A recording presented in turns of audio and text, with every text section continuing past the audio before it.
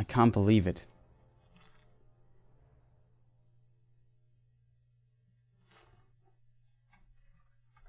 Okay.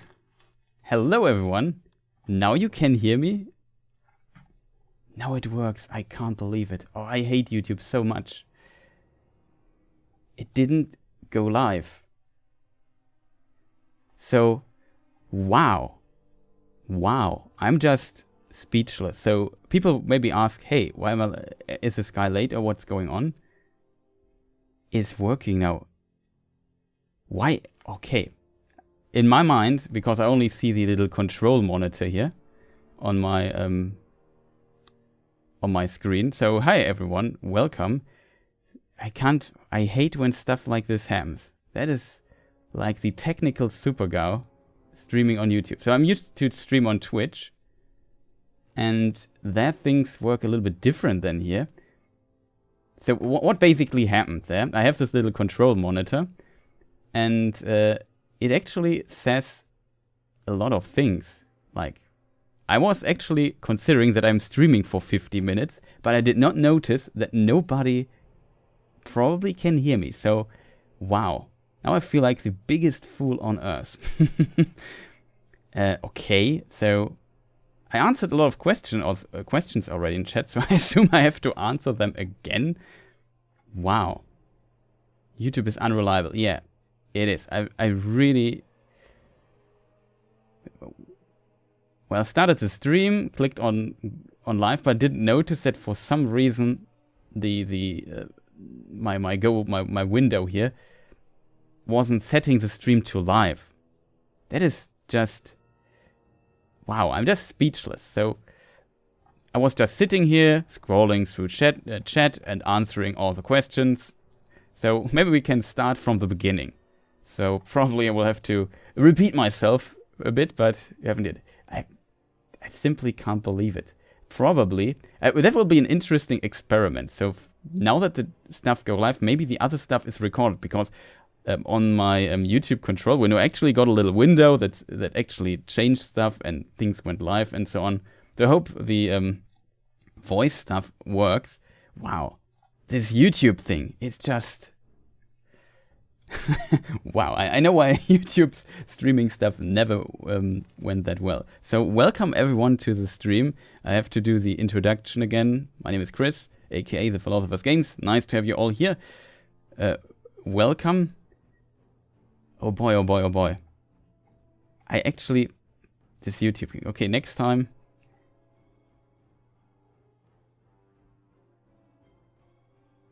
Do you give Lord of Rings updates to Steam? Okay, let me just go through all the stuff I just said really quick, because I already know the answers to them because I answered those questions. So welcome everyone. Welcome.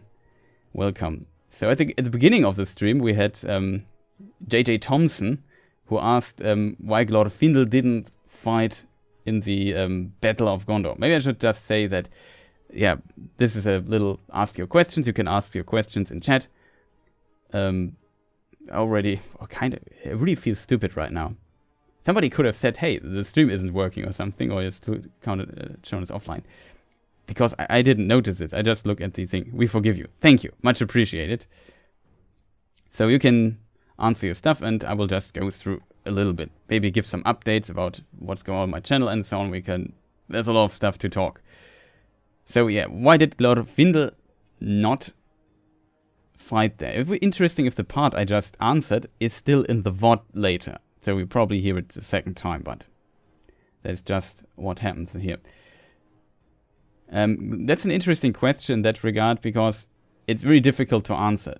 So the Istari were sent to Middle-earth, and there's like a cool quote from the Unfinished Tales in the section about the Istari. For they must be mighty, peers of Sauron, but must forgo might and clothe themselves in flesh, so as to treat on equality and win the trust of elves and men. So that's basically the mission. And in some versions, Glorfindel was sent with those guys.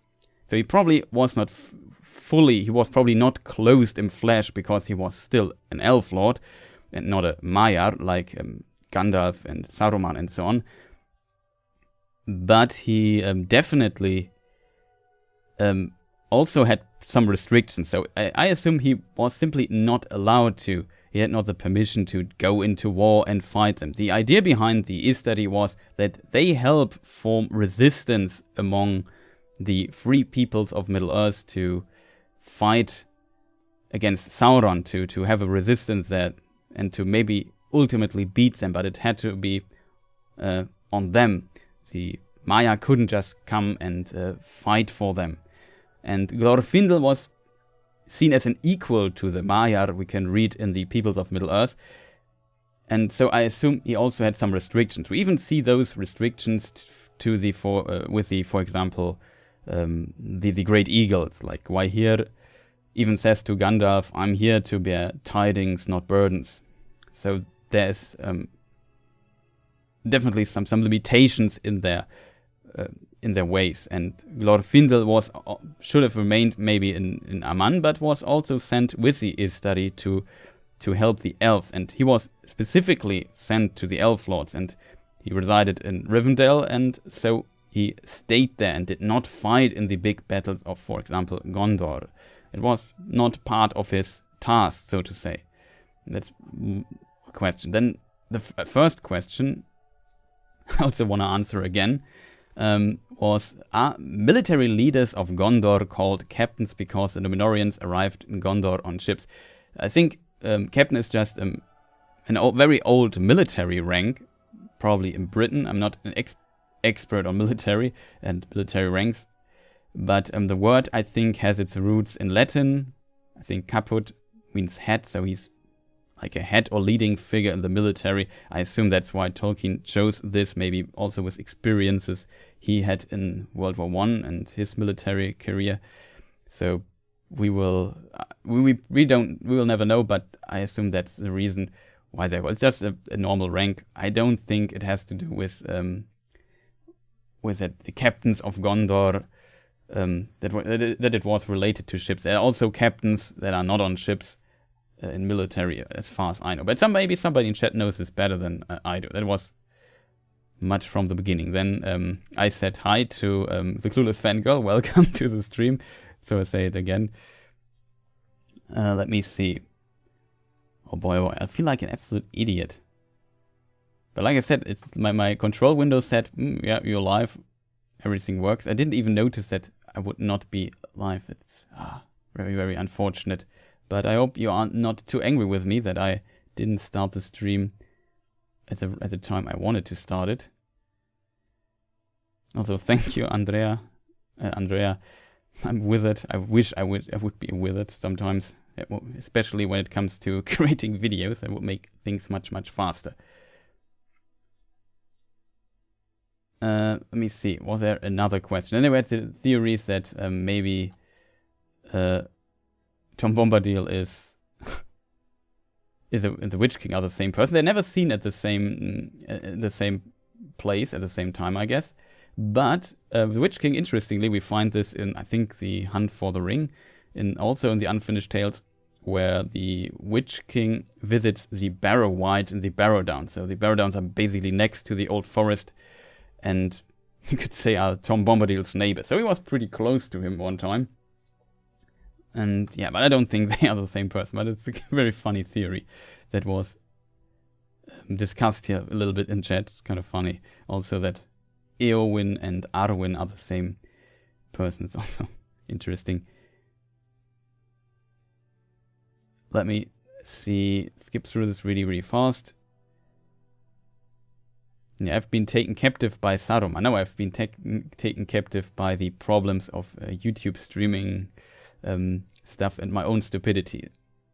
So basically, Orthanc is my own stupidity, I guess. But I guess you have a good view there.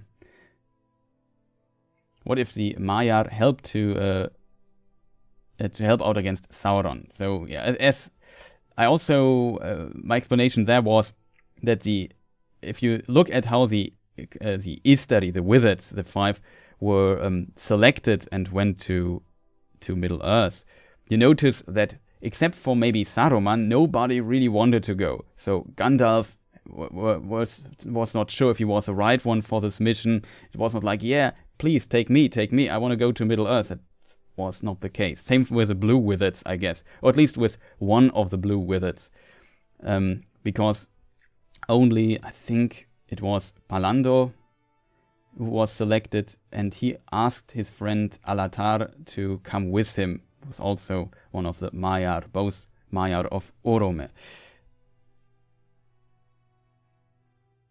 And yeah, so it doesn't seem like, okay, I maybe go, but can I take my friend with me? And then with Radagast, it was that Yavanna, the basically Mother Nature, the Valar of nature, Queen of Earth, she went to Saruman and said, hey, here, my Maya, Radagast, or Iwendil, I think is his name in Valinor. Please take him with you.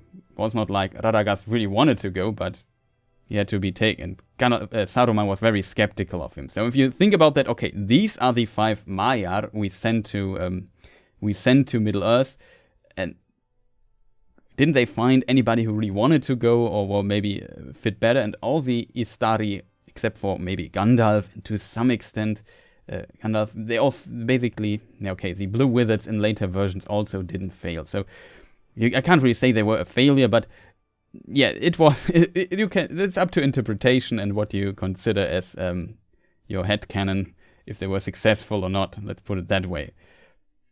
So, and if this is like the spheres of Valinor when it comes to Middle Earth, you see that they probably wouldn't go there or just to destroy Sauron. And we see it also in the War of Wrath back in the day that Morgoth, that the fight against Morgoth destroyed basically the west coast, Beleriand, of Middle Earth. So they don't want it to repeat it. So they decided for a more subtle approach. That's why it says they have to basically go to elves and men and meet them on equal terms, not as superiors as powerful angels from God who just say what they have to do and fight the wars for them. That's not what the intention of this was.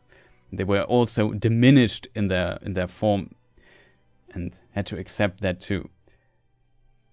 I think that was basically my big answer to this.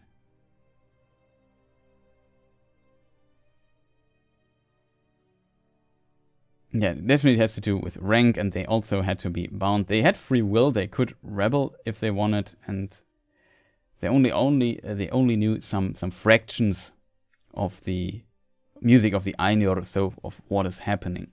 The greater the wisdom, the more view had into this, you could say maybe.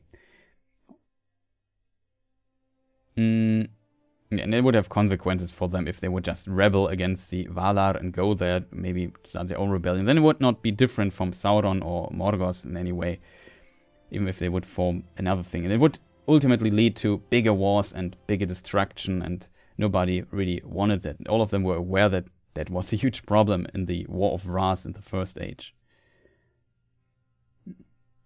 Yeah, they were born from Eru's mind. There was another interesting comment on that the free will of men and their uncertain fate to go like beyond the scope of Arda made them somewhat not similar to Eru, but more into the direction, definitely very different from the elves who were bound to Arda. And when they died, they were just re-embodied, at least if they were we could say good elves.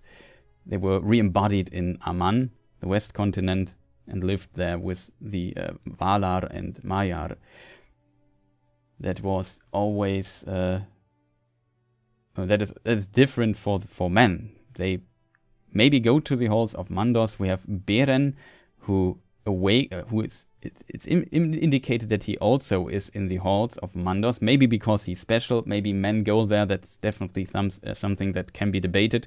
I don't have a definitive answer for that, but at least there's one instance where we know of Beren, who might have been in a separated place in the halls of Mandos for a short time, just before he left the bounds of Middle-earth. And then as we know the story, Luthien and Beren were brought back to life and could live a small time on Earth again.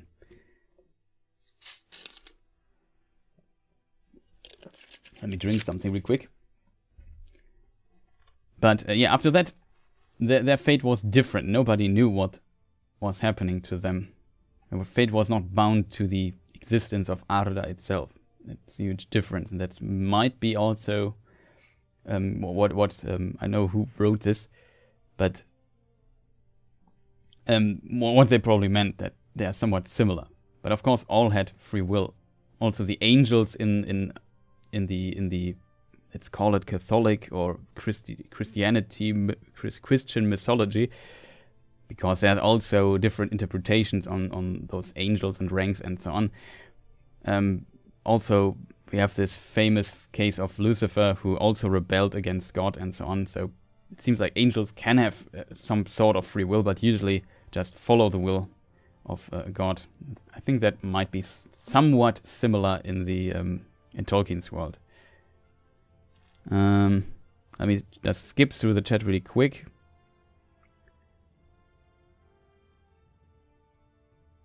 Maybe I find the other quote really fast. Yeah. Of course, there is some corruption among the Maiar. Saruman was fascinating that he was kind of similar to Sauron. He came to Middle-earth, he was eager to go there, he was eager to take this mission and become the leader of the Istari.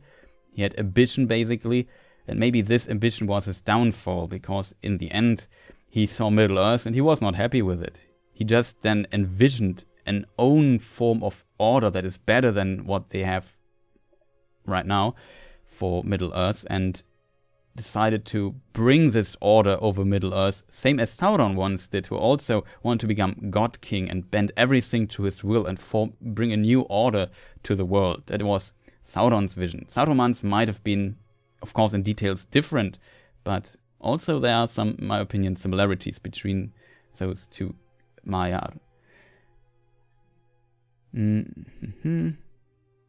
Oh yeah, then another case of corruption, Osse, of course, and his wife Eowyn, with her help, brought them back to the path, and he was not ensnared or tempted by Melkor, or did not rebel against. But yeah, he also was same with Arwen, the Maiar that carries or controls the vessel of the sun.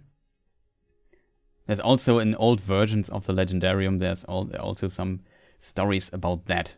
And of course, yeah, in the Second Age there will be no Balrogs, especially if we think about the Amazon series that will play in the Second Age. It would be weird if there a Balrog appeared. I think Durin's Bane destroyed Moria in the Third Age, not in the Second, and before he was awakened there by the dwarves. And especially after the War of Wrath, the Balrogs probably want to keep themselves hidden and not act in a way that they could be found, that might have caused them more trouble than they wanted to do, and they just waited maybe for their master to return, depending on if you consider the second Doom of Mandor's canon or not, so the Great End Battle. It also exists in multiple versions, so it's a complicated topic, as so often. Yeah, it's really... It would be cool to see a Balrog, but it would definitely not fit in the Second Age, in my opinion. But maybe somebody knows in chat if there is some information hidden somewhere, very, very deep notes of Tolkien only published in, like, I don't know, like his like a side note in one of his in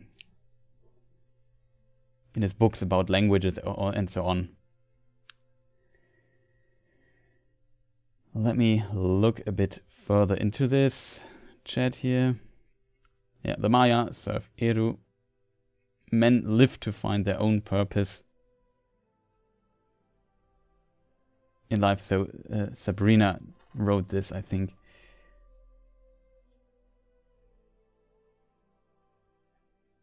Elsa, in this regard, of course, also try to get their own experience in life, but ultimately bound to Arda. We already talked about that. I basically took this before. And now we come to this section where it says, what? The stream is offline? What's going on?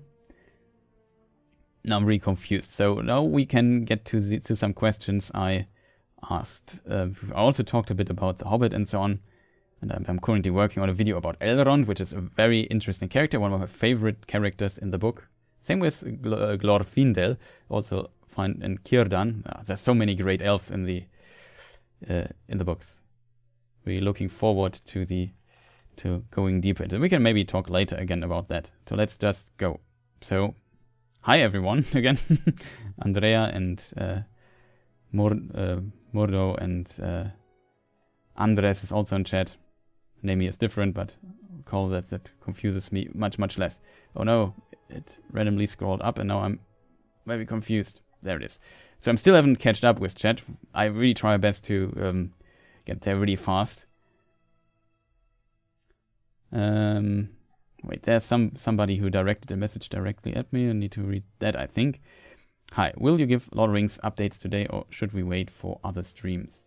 What do you mean by Lord of the Rings updates? Like maybe you mean what's going on my channel right now. So at the beginning of January I took a little break because I worked till Christmas and also a bit after that and felt like, okay, we just need a bit of vacation. Got a bit lazy here and there.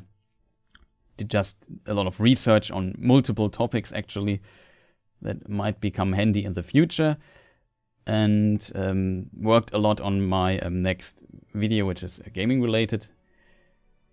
But I'm a bit stuck in that video, so I have to see what's happening with that video. So I don't know. If you mean like Amazon series, I'm actually not. I haven't checked what was going on today. I think there's just a lot of rumor. Before I cover more Amazon series stuff, I would wait for definite information or definite information that is officially and that I know a lot of things about. Also, welcome, Jerry. Nice that you are here. Nemesis, also hello. Thank you that I was forgiven for my stupidity. That's great. Will happen a lot though. Do you think the ring Saruman bragged to Gandalf about making had powers before the One Ring was destroyed? That's a really interesting question. I think the ring is never mentioned again. So it doesn't leave much for a definitive or answer. So I basically have to guess myself. I assume no, there won't be much power in it. I can't imagine that he did something similar to it. Maybe somebody knows in chat, like a hidden detail that I may be forgetting. But I think that if it would have more meaning or more to it, or if it would give more to the story or Tolkien's world, it probably would have been mentioned in some form. And also Saruman, it can't be, there's one indicator that it can't be like a One Ring version just of Saruman, because when Saruman got killed, we can read something that, like the wind came and blew his mind away to, I don't know how to phrase it differently. And so basically he was not summoned back to Valinor or re-embodied or anything, and he lost his power because of his treachery. So if that would be if he would also have like a One Ring, his spirit would be bound to that, and I think that would not have been possible so easily. Same with Sauron, whose body also got destroyed, but basically the One Ring kept him, maybe, that's at least a possible interpretation, where he was.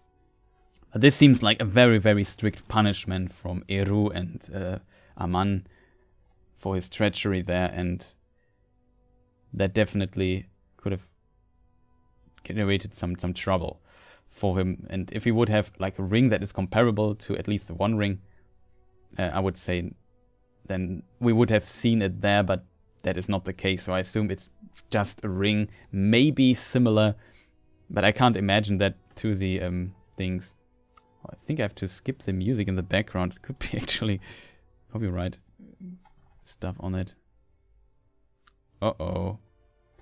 Now a lot of Super-Go stuff is happening in the background, but whatever. Music is always a difficult topic in in the YouTube cosmos. It just went to another playlist that I did not want it to play. I actually wondered why it just still goes on. So let me think of it for a moment. Next question, right? Pretty good question. I was just going to ask the really boring question of which of the 3 books I prefer. Oh, that is a really tough question, I have to say. So far, I have to admit, because for the series on YouTube, I read a lot of Fellowship of the Ring. And I really like this book. It's fantastic. It really is. It doesn't mean that the other books aren't as fantastic. And originally, like, Tolkien completed all the writing on all books in 1949, and then he just had to do some correction and proofreading and so on. But yeah, it was done before the book's release, and he envisioned it as one book. So I think it would not do justice the work to separate them. But if I have to decide, right now at least, because I read so much in it, it's definitely the Fellowship of the Ring.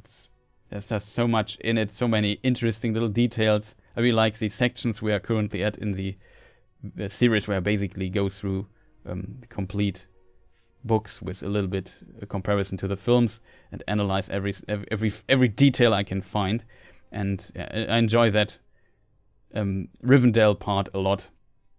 There's so much in it, and it's often a resource for if we want to build a theory or find more information about some very specific topics like Tom Bombadil and so on. There's just so much in it that is fascinating, and that's also the case for the later books. Basically, that's in all of the 3 books, but so far I really like that. But it's a tough call. Not sure what. Maybe it would be interesting to know what people here in chat, what their favorite book is. It's kind of interesting. Are you sure Sauron will be the villain of the new LotR? I'm not one. I don't know yet. I would say I'm relatively sure that this is the case, because Sauron is very, when it comes to villains, very dominant in the Second Age. Like, there are only very, very few scenarios in the Second Age that would work without Sauron. Like, for example, when the Numenorians arrived in Middle-earth and built their first settlements. To build those, they also destroyed a lot of forest there when they arrived there. And there were men living before them, and they pushed them away. That would later become the Dune Landings, or at least parts of them. And that's also the reason why the Dune Landings hate Gondor and later Rohan. The reason for Rohan is maybe a bit different, but probably also the Numenorians. And like this, I like that this is not like that Numenor, if you read parts like this in the books, that Numenor is not just the good guys. They also did some questionable things and created foes for ages for them. So this conflict between those would actually work without Sauron, yes, but I assume the big hitter in Second Age is definitely the creation of the rings, and maybe this would also work for what people already know about Lord of the Rings. You know, the Ring of Power. You see a bit the One Ring, the Rings of Power. You see those. So that would definitely connect and explain, that is how the rings were created. That is what happened back in the day. That is why this guy has this ring, and so on and so forth. That's, I assume, the most likely scenario. There was also the fall of Numenor and what happens to those guys, and there would also be an interesting story. And then at the end we have the fall of Sauron with the war against the last alliance of elves and men, and also dwarves were also participants. So there's a lot of stuff, but most of it actually has to do with Sauron. I think maybe there are some other scenarios, but if I think of the Second Age, these are the things that come into my mind first. I can't imagine that they will go with like a very niche topic that is just mentioned somewhere. You also have to consider that they don't have access to all the lore, I think. But what do I know? We will see, but I think, yeah, it's very likely that Sauron will be appearing in this series. Yeah, I would be surprised if it wasn't, as Modo says. So shoutouts to my mod here, doing a fantastic job.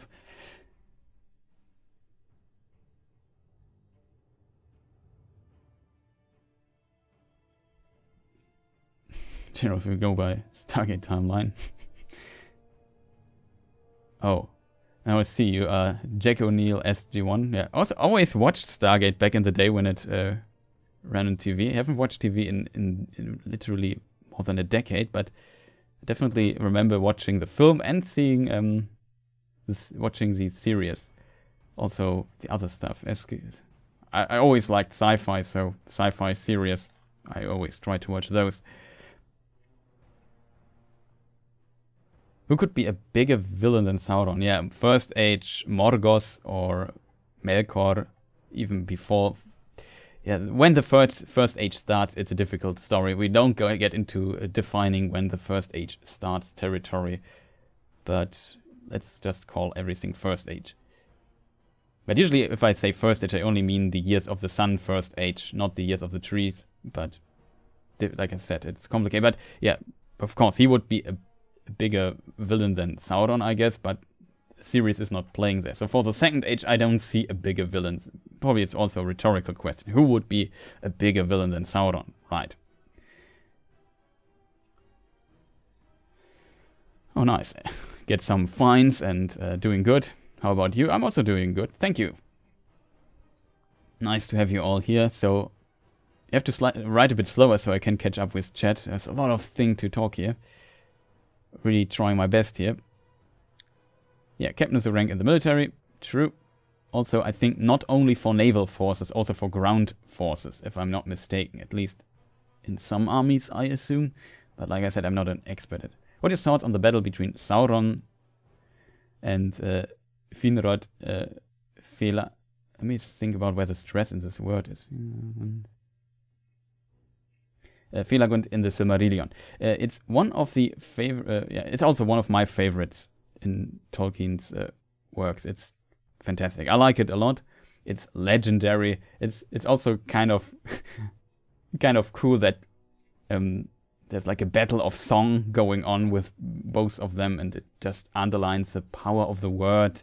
And the world was created out of music. I think that's really fitting to this, and it's kind of fascinating and epic. And also Finrod is also one of my favorite elves. I say this a lot, but how can you not like Finrod or Elrond or Glorfindel? They're just fantastic characters. I really love reading about them, and I think I'm not alone with that. When Christopher eventually passes the rights to Lord of the Rings to his descendants or sell them, where do you think the story can go? What he was about? So the right thing is always complicated. So the John Ronald Reuel Tolkien sold the rights, the film rights for Lord of the Rings and The Hobbit in the 60s. And now they are with a company called Middle-earth Enterprise. And they were former called Tolkien Enterprises or something like that. And they have the rights to film and they have the merchandise rights. Because Tolkien thought to himself, yeah, they will never manage to make a film. It's just impossible out of my epic works. And yeah, it took a long time. Of course, there were some other versions like the animated series from the 70s.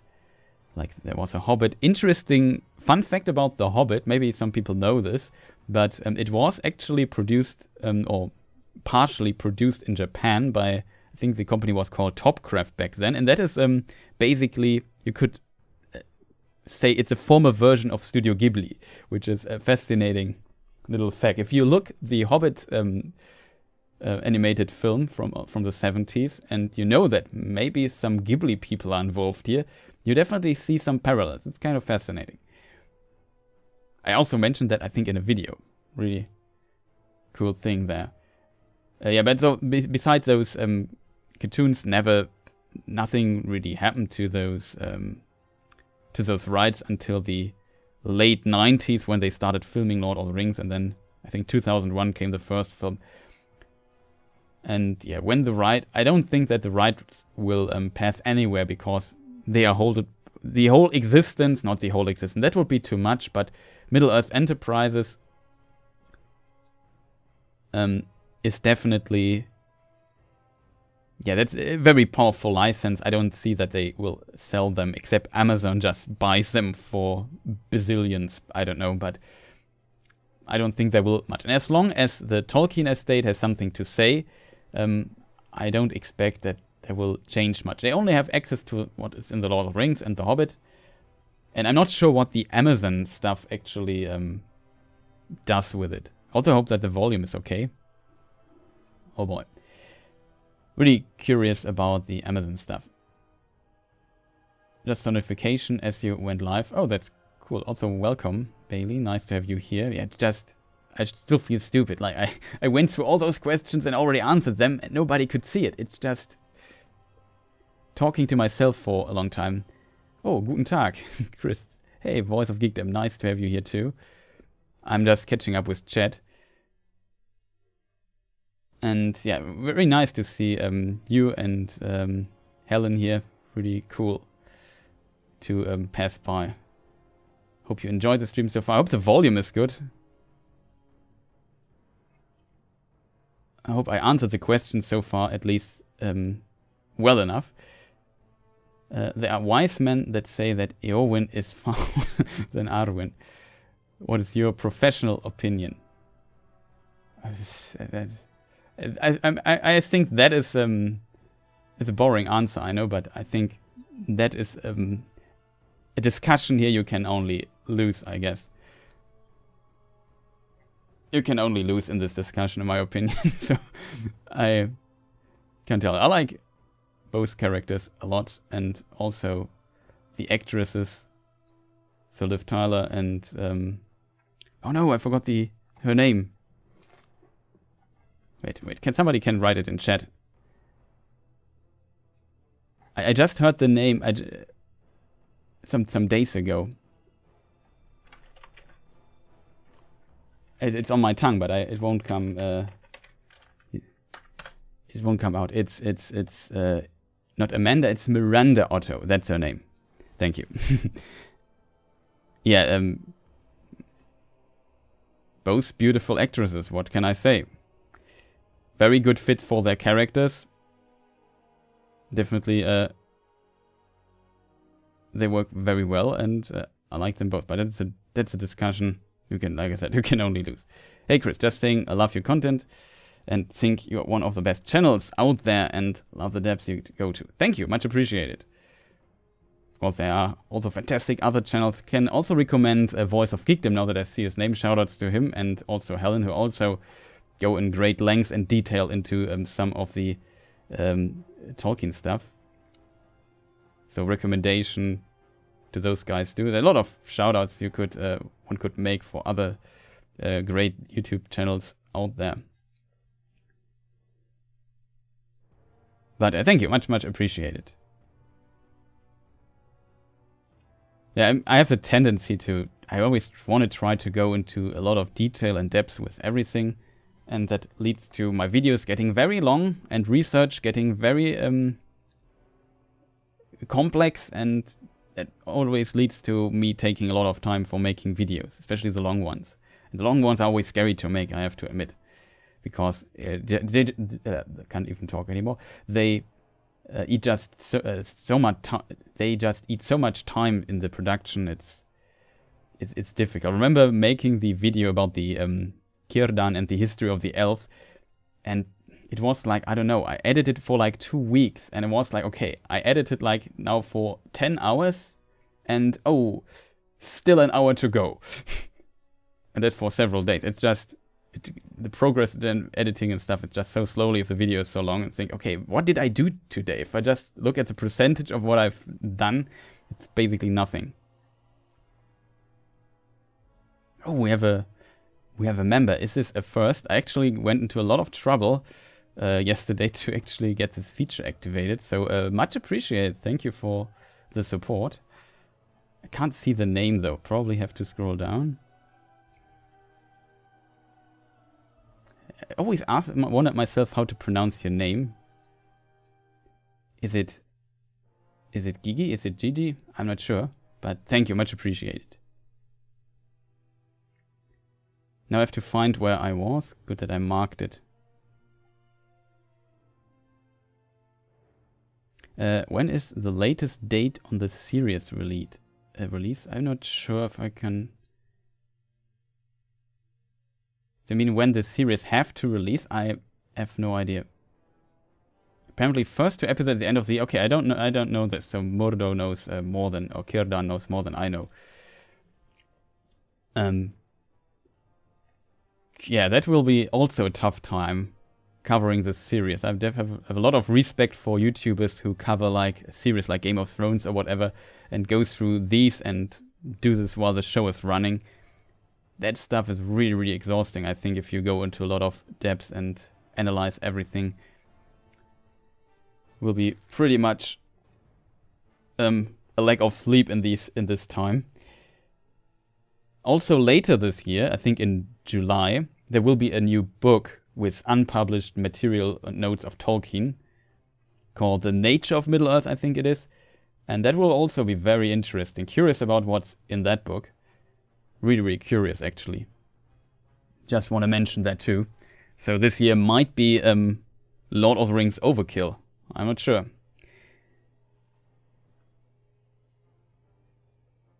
Can you elaborate on how Moria became overrun by the orcs, goblins in The Hobbit? Yes, it... Oh, can I? That's a good question, though. So, what basically happened to Moria is that the Balrog felt what you could disturbed by the people of not the people, by the dwarves. Just that's the word I was looking for. The dwarves just dig deeper and deeper, and the Balrog didn't like that, and then he destroyed them. And it seems that because the Balrog was always, as a servant of Morgoth or Melkor, was always surrounded with orcs and goblins, so he probably didn't mind them being there, and they kept their distance, and he did his business, whatever, maybe sleeping and waiting for the return of his master. And they like had an agreement of not attacking each other. I don't know.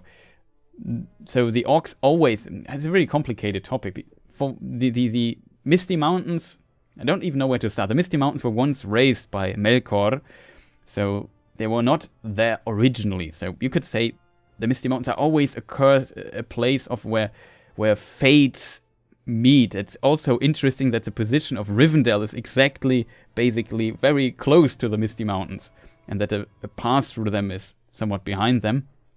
And it's like a bastion, but in of itself, they are kind of the history. There's a lot of conflict in these mountains. If you think about it, it's just a very huge range of a lot of mountains there. But there's so many conflicts, and they are mentioned so many times because there is like some what do you call it? Let me look up the word. Sometimes I have to look up words.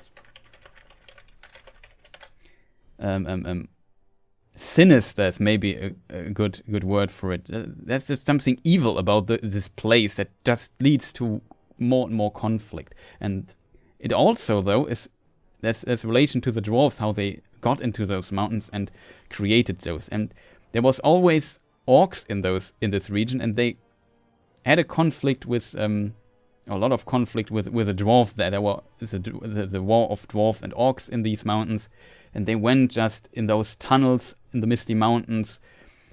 And also Gundabat, which is originally like a very special place for the dwarves, that is where Durin awoke, the one of the 7 fathers of the dwarves, maybe the most important one could say.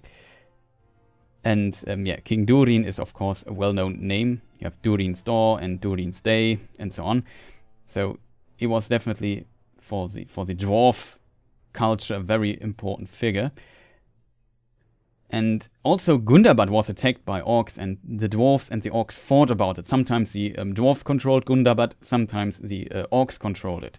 So there was just a lot of conflict in those mountains. So orcs were always present there. And when the Balrog just basically kicked the mighty dwarven city Khazad-dûm, Moria, out of the equation, out of the mountain. Basically, they kicked them. They had to leave. They could not fight this foe.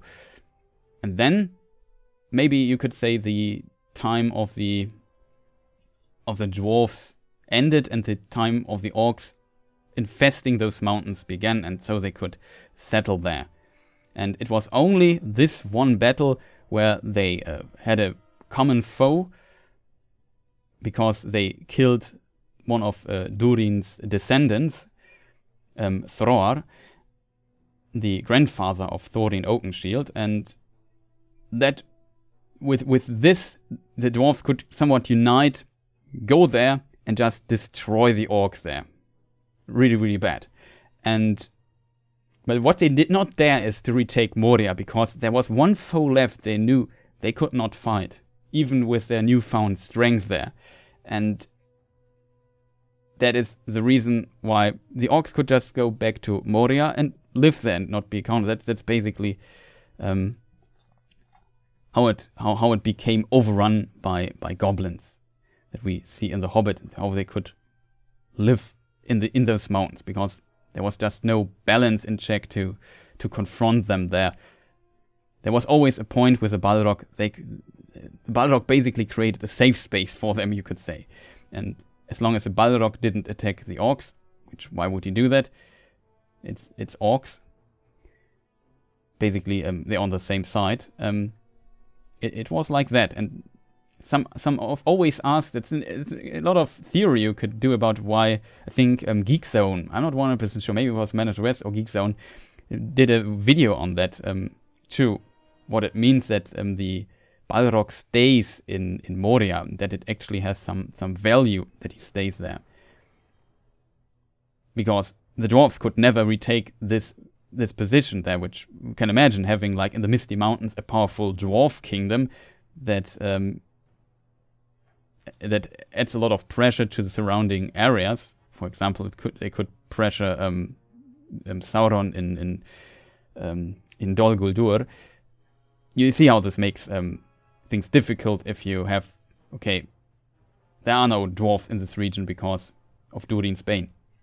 So it definitely had an influence, and the Balrog did not need to come out for that. Simply his sheer presence is just enough for that. Isrog, Lord of the House of the Hammerwrath, is he canon if he was only mentioned in the Book of Lost Tales? Does he join the list of people who was... canon is always difficult. It's very, very difficult. I'm not sure if he has slewn a Balrog. Is slewn the correct past tense? I'm not sure, but he slew, not whatever. English sometimes is difficult for me. Yeah, canon is always difficult with it. If you wanted to be canon, he can be canon. There are notes, he exists. There are versions where he fights in Gondolin, and you can make out of that what you want. You have to think about that. Tolkien wanted to create mythology, and like mythology, there is nothing like a true canon. Like there are multiple versions if you go into Norse mythology about certain characters too that totally contradict each other, sometimes even collected in the same book. I think I forgot which story it was, but for example in the Edda, in the Poetic Edda, there are multiple versions of the same story from, and they probably can't work the same way. And that's probably similar sometimes to Tolkien. Tolkien often writes that the wise of Tol Eressëa think that this is the case, or there's of course a reason why this is written like this, but often there's a source for it, and sometimes sources are not that reliable, if you know what I mean. But for the picture of mythology, of course, especially in our times, we are very used to a canon and know, okay, that happened and that not. But as said, in Tolkien, that's really difficult. Universe, it's really difficult to say. Like it depends on what you personally define canon. Could try to check if I find him really quick in this. I'm not sure if he's mentioned in the Silmarillion. Could we check really quick? But as you said, probably not. Could be, yeah, like you said, only in the Book of Lost Tales. The Fall of Gondolin is very, very short version only in the Silmarillion, and it also, no, it's not, it seems like, and yeah, some even consider the Silmarillion to not be canon. That's always the thing. It's really difficult to find this. I think I made a video on canon at one point where I also tried to explain this a little bit. But yeah, I like the idea. I really like the name of his house, like House of Hammer of Wrath, or Wrath, Hammer of Wrath, or whatever it's called. Fascinating. It sounds pretty cool, in my opinion.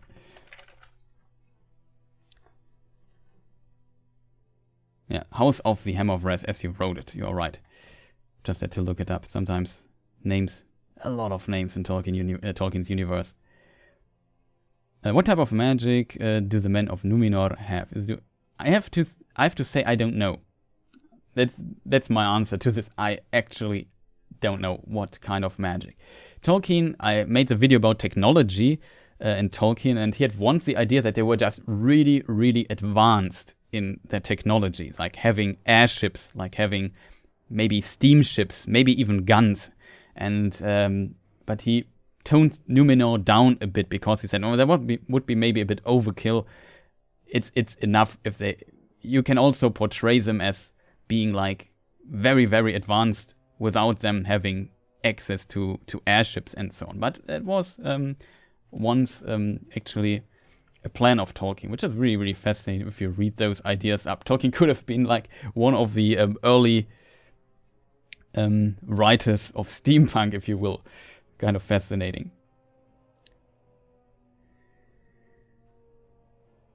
Jerry, yeah, like I said, probably there won't be Balrogs in the new series. Maybe in a flashback or so, but probably not as part of this stuff.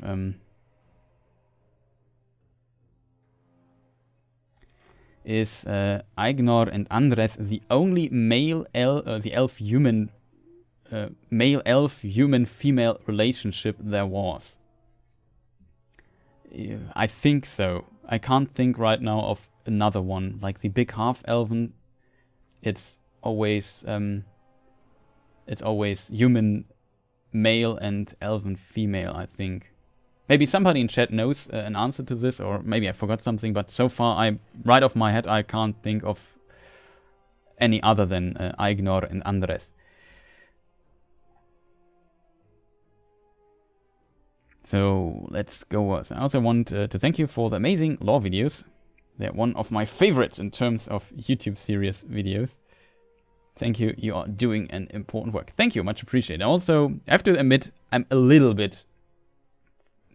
proud is maybe a very strong word for it, but let's go with it. Of my series. It started as an idea. We just compare the differences between the films and the books. And now it's more like a book analysis with a bit of film. It just developed over time into this because I really like exploring this. And some of the connections I can make in those videos to the lore that was before, I never have done before. So always when I do those videos, I learn something myself, that notice a detail I haven't noticed before. That's always fascinating, especially sharing this with a passionate community around the world that all really, really like Tolkien's work, and he just put so much thought into it. It's really mind-blowing for me too. And I'm reading a lot of Lord of the Rings and Tolkien's work, but there's always something new to find and discover, which is really a ton of fun. I really like that a lot about it. I always can come back. I also really like the films, I have to admit. I know that among book readers, the films are not always so popular, but at least the extended version is kind of good. I understand at least most changes, except for a few. We will also talk about that in the series when we reach those. Spirits of Fire, yeah, corrupted. Maya, I'm not sure where this is connected to.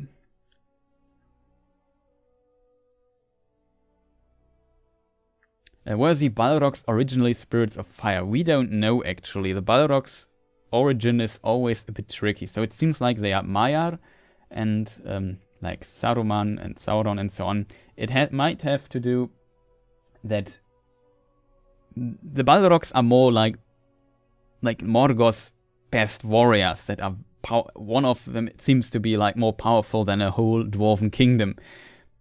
Like I said at the beginning, I'm not sure if I already mentioned this here, but at the beginning, Tolkien's version of the Balrogs were armies of Balrogs with a lot of them, but they were less powerful. And Tolkien changed this to more powerful Balrogs, but only like, I don't know, 7, 8, 10, something around those lines. I think 7, 8 is usually the assumed number for the Balrogs, and they're just very, very few, but very, very powerful. So being warriors, they maybe have chosen a form that fits them quite well. Especially when they got corrupted, they maybe chose a form so they could fit their purpose better. This might be like a spirit of shadow and flame, like we see it with Durin's Bane in the books and in the film especially. Of course, you can argue that the film Balrog isn't very accurate. I know, especially the Wings thematic is always a topic that comes up. But yeah, I assume it's just there to fit their purpose. And also Sauron, when he lost his body, his new form had to reflect who he was. He couldn't take a fair form anymore. Originally, he was like a fair Maiar, a Maiar of Aule, and as that, he could take like a fair form. Speaking of fair form, I have to check what's going on here in the background. Okay, sorry for that. Yeah, it could take a fair form, and when his body got destroyed, he had to take a form that was fitting who he was. Like, it was not to look at. It's described that he had black hands and he could burn others and that he used fire. How he looked exactly, we don't know, but it seems like he was not pleasant to look upon anymore. And I assume that might be similar to the Balrogs. That is also the case. Maybe they were related to fire too in their origin. I don't know this exactly. We have Arwen, the Maiar that steers or controls the vessel of the sun. So basically, she guards the sun. Was also like a fire Maiar, and some imagine her looking pretty, maybe somewhat similar to how a Balrog could look, just as a female form.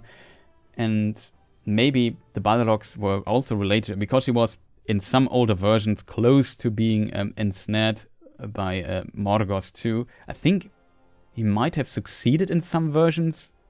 I'm not really very sure, because you have to think of those old versions of the Legendarium. Sometimes so many different versions exist that it's really difficult to just keep track of it, to what stands where. And it's not like I read the story every day, so my knowledge is a bit vague. But yeah, it is possible that they were fire related. It's also possible that it changed over time, that they also changed their appearance to fit their purpose.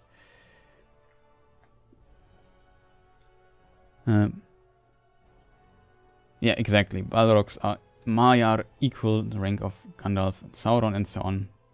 Yeah, did Arwen appear in the Legendarium before she was entrusted with steering? I'm not sure. I don't think so. It is possible, maybe, but I think because she got ensnared by Morgoth, so it is possible that she was mentioned before, but I couldn't say with absolute certainty. Maybe somebody in chat knows the answer to this. We will see in a moment when I hopefully catched up, which is quite difficult. Yeah, the helpers of the Valar. It's a good description for the Maiar. But yeah, I think Arwen's big appearance is related to this.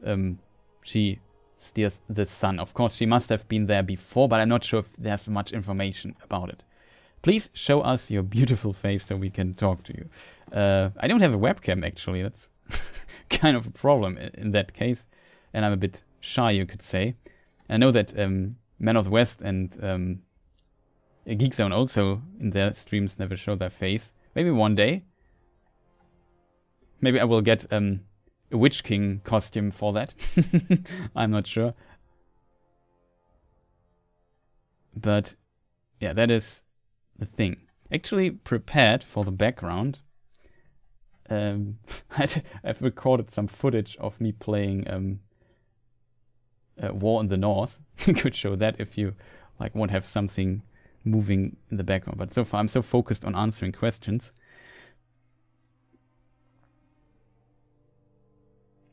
Wait a minute, I scrolled and now I lost track of where I was. Oh no.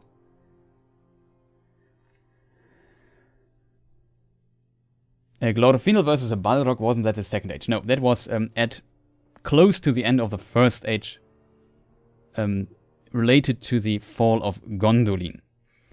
The fall of Gondolin was 400... oh boy, 60? I have a very bad number memory. But around that 4th age, so it was like, I don't know, let's say 50, 60, 70 years before the end of the War of Wrath. Maybe 100 years, I'm not 100% sure because I'm really bad at memorizing numbers. I'm happy that I know that Lord of the Rings plays 3018 to 3090. Yeah, so that was definitely the first age though, yeah. Talked about that in the Glorfindel video. In case you haven't seen it, feel free to look for that. And where they were, just couldn't remember the focus before corruption. Yeah, that's not sure if there's much information in that in case you mean this.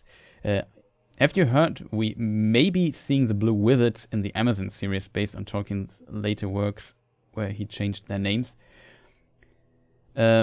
That would be interesting, actually. There is some little vague information on them, what they were doing, but they were definitely not in the West. So to show them, we had to basically cut over, switch locations to the Far East where they operated.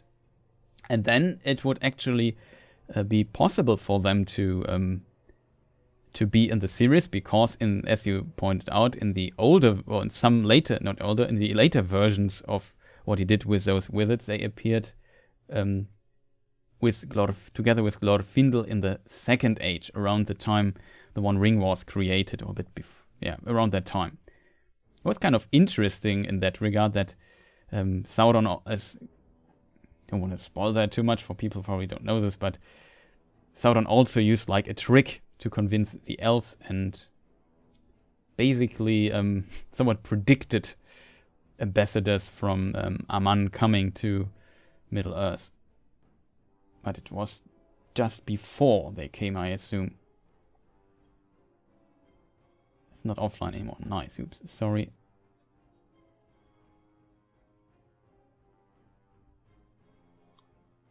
Oh, so saving Mississippi, USA in the room. Nice. It's probably fascinating where people come from all over the world. And that these days we have the possibility to talk to each other and do stuff like this and discuss Tolkien lore here. It's always fascinating.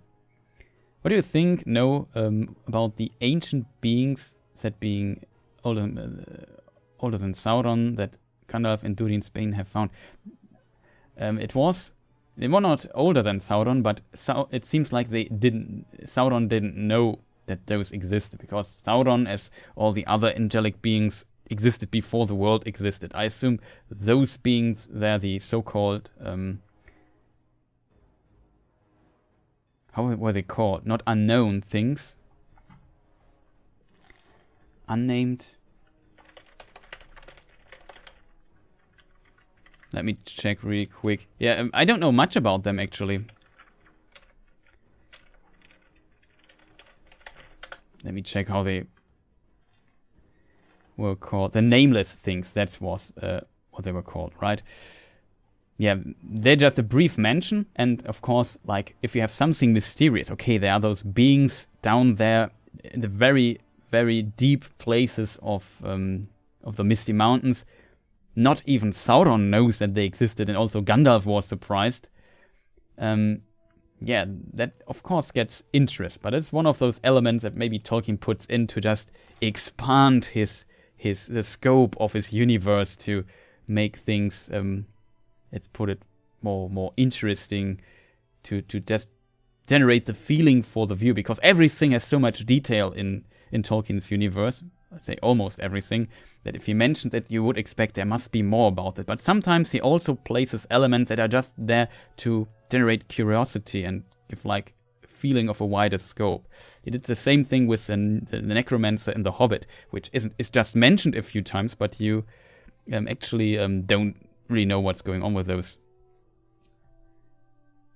It's yeah, kind of fascinating that he does. I assume it's the same with this, and I think there is not much information known. You can just theorize a bit about this, but I don't have a good theory ready right now, so not much to say this. But it's kind of interesting that they exist under the Misty Mountains, because they were originally also raised by, as mentioned, Morgoth, which is different for the other mountains. Yeah, we got this. Sitting here reading Lost Tales and went to look up something and found you having a live stream. Yeah, that is really great. There are also some numbers here. I can't make any sense out of those. Yeah, the Balrog was the first age. What type of magic do Men Numenor have? I think I already answered that. I have no idea what the magic. They were advanced. They had technology. Maybe they learned something of the elves to maybe manipulate things in the unseen, even though they can't see it, and just generate a certain effect. But this is just pure speculation by my side. I think there is not really much known about it.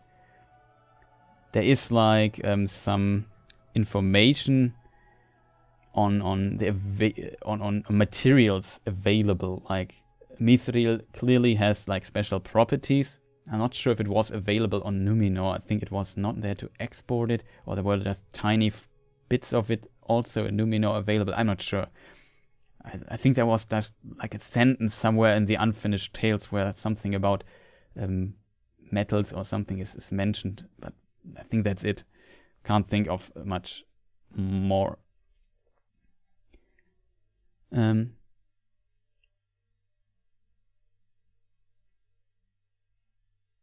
Okay, in The Hobbit, Cesar asks me, in The Hobbit movies,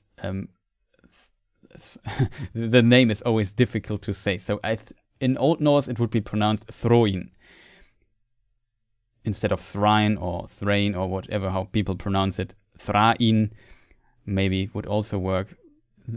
I still haven't figured out how to pronounce this name somewhat correctly.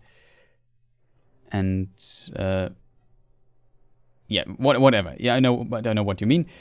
So the father of Thorin, he's shown as captive in Dol Guldur. What happens to him in Tolkien's world? So basically, he also went on his way to take Erebor. So basically, he wanted to do maybe a similar mission to his son. But at some point, when they camped, he just vanished or went missing, if I remember correctly. I think also Balin was with him. I think one of the Old Fellowship also was with him. I'm not 100% sure on that. Maybe somebody in chat knows and can correct me now much further down the chat, but that is basically what happens to him. And he gets captured by Sauron and is put to prison as prisoner in Dol Guldur, and he gets the ring from him, which is the last ring, the remaining ring of the dwarves he was missing, and now he got that too. So he put him into the dungeons of Dol Guldur, keep him there as captive, probably not treat him very well, you can imagine, but he could at least keep the map and the key. And in the Tolkien world, it is a bit different than we see it in The Hobbit. The Hobbit, White Council, and Gandalf explores Dol Guldur, and so on, happens in a different point in time.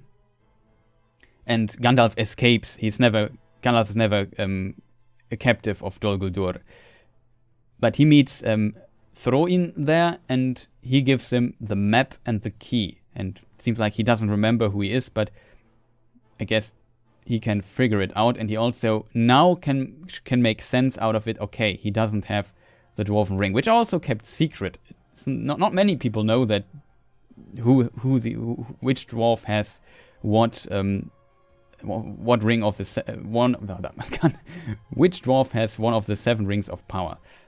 Oh boy, speaking sometimes is difficult. I also talked already quite a lot, I have to admit that. Yeah, so that basically happens with him. It's a bit different, but from the principle, it's pretty similar. He's there, but this is, if you ask yourself, how did Gandalf get the map and the key he later gives to Thorin? He got it from Thorin from the dungeons. And this is, I think, a bit different in the films, where he only finds him and then escapes, and yeah, he dies there. Thorin dies also in the dungeons in the books. He can't be safe, and I think Gandalf also explains he doesn't even know who he is anymore. So, very dark times for him, and he imagined it differently. And it's kind of ironic that it is his son who also started this, and it's somewhat successful, even though you know how The Hobbit ends. There's of course a twist to this, and a huge cost for him to get Erebor back. The King's Line had elven blood. They got their magic from the elven teaching and elven instruction added to increase knowledge, wisdom, and insight to the... Yeah, that's the most likely thing. So the elves definitely, especially from Aman the elf, from Tol Eressëa, visited Numenor a bit, and they brought them, for example, the Palantiri or the White Trees also from there. So they also gave them very powerful artifacts as token of their friendship, and probably taught them a thing or two. And of course the King's Line has elven blood, of course, because Elros, the first king of Numenor, is Elrond's twin brother, and both are half-elven. So Elros decides to be man, and Elrond decides to be an elf. And when Elros decides to be a man, he is truly a man, and his children aren't half-elves anymore. Only if you decide to be elf, you still your children get the choice of being elf or man. That's kind of an interesting twist on it. But once you accept the gift of men, so that it's death, becoming human, mortal through this, you also, your line will have the gift of men. It's not going away anymore. But yeah, probably they learned a lot of what Numenor makes. So how Numenor could advance so fast is because they were close, and they were close to the elves before. That's maybe often forgotten, but the houses of the Edain also served or were closely allied with the elves during the First Age, and also fought with them in many wars. That, for example, a classic example would be the Ring of Barahir that we see Aragorn has. I think Aragorn actually gives it to Arwen. She keeps the Ring of Barahir for the time being, which is depicted differently in the films. But I would have to reread this, actually. It's a fascinating little detail. And yeah, and this ring is the ring of the house of Finarfin, so the father of Galadriel. And Finrod, we already talked about him as one of my favorite elves, is also the brother of Galadriel, and also part of the house of Finarfin. And this ring then becomes an heirloom for the descendants of Barahir, so Beren up to Aragorn. And that's why, yeah, this is a very interesting story. But you see that they were, even before, long before Numenor, they were allies and probably learned a lot from the elves. So there's a huge connection between the Dún Edain and their ancestors, the Edain, and the elves of all kinds of houses, you have to say too.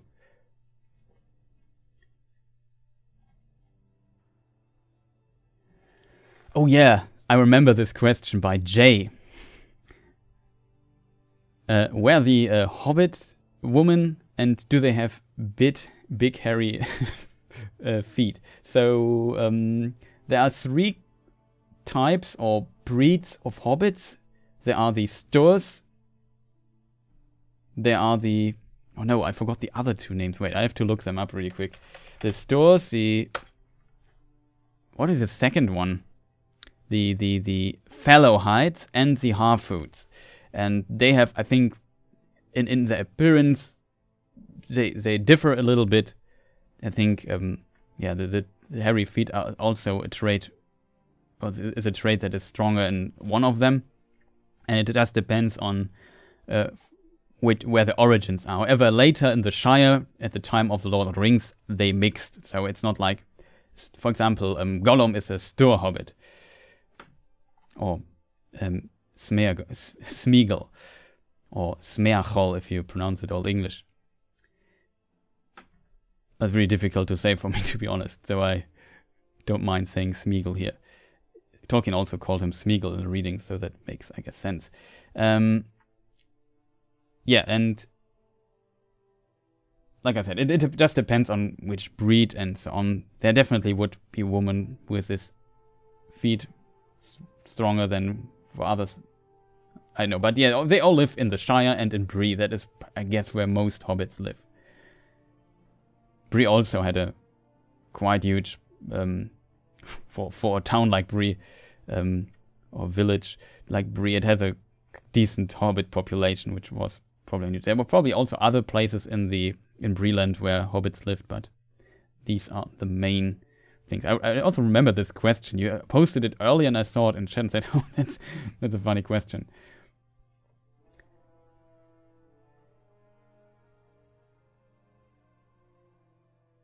Yeah, exactly. If Sauron also should have went to back to Aman and receive his judgment for his deeds, and he didn't do. He just hid, and with this, he could never have come back there anyway, because that was his chance of getting pardoned and be accepted again amongst the Rose and end his rebellion.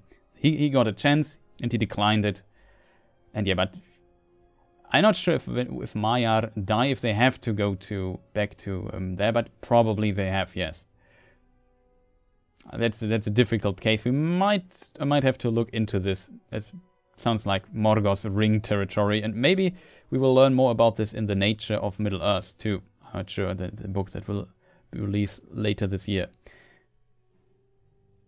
But as said, with those books it's always difficult what is canon and what not, right?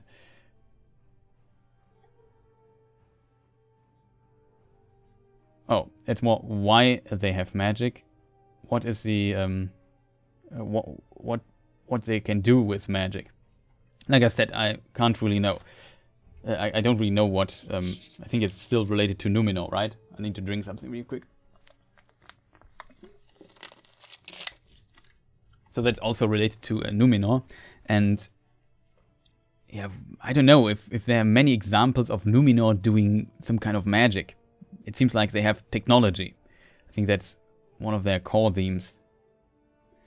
Fellowship is the best book, Two Towers is the best movie.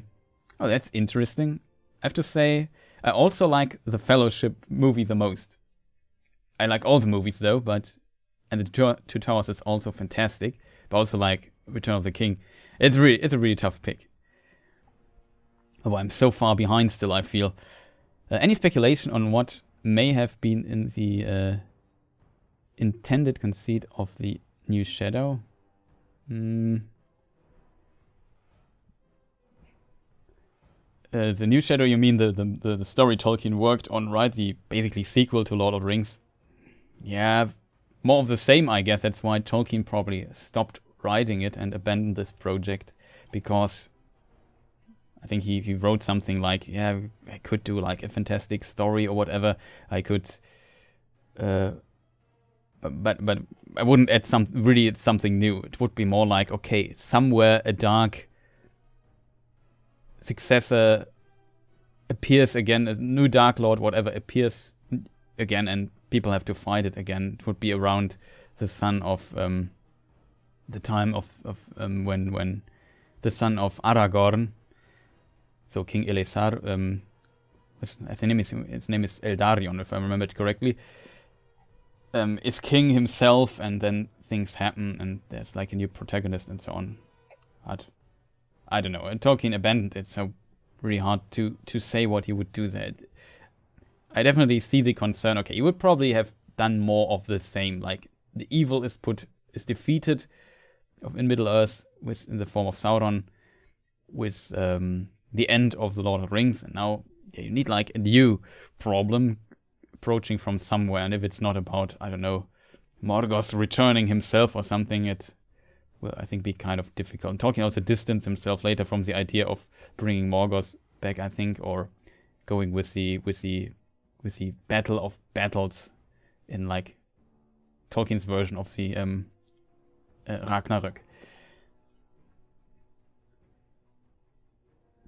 The Rivendell is just glorious, together with Merry and Pippin Adventure in Fangorn. These are my favorite parts. Yeah, I can totally see that. I really like Rivendell, but fantastic chapters. And you read them, and you always find something new that you have forgotten or have not noticed before. I like that most Tolkien puts so much thought and detail into his writings.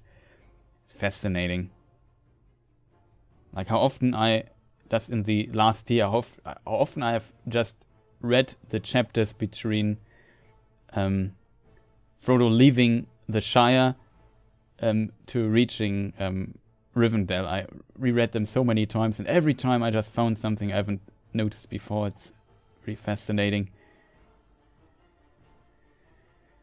The ring would always maintain its potency, while Sauron would be weaker and weaker each time he loses a body. Yeah, and he probably... It's always a difficult topic, what happens with Sauron's power when he dies and so on. It seems like he can recover it to some degree even without the ring. The ring just has to be there. And the ring just makes sure that a part of Sauron is always be there and has influence, and as long as power is in it, Sauron, who is also... The ring is basically a part of Sauron, and this goes, I guess, both ways. But as we can see, Sauron, even without the ring, almost manages to do a lot of harm. What would have happened if, like, I think Gandalf explains this at the end of The Return of the King, what Sauron's chief mistake or biggest mistake was that he did not attack Galadriel and didn't focus so much on Gondor. If he would just have destroyed Lothlorien and Rivendell, which he might had the power to, then the ring bearer had no place to go, and the events could not have taken place as we know them. So he definitely sees like a weak spot in his strategy there that might have led to his ruin in the end, because he just threw everything at Gondor and lost so much in this not seeing what plot was actually going on. This plot was only possible because Frodo had those safe havens he could just retreat to and get counsel and aid and so on.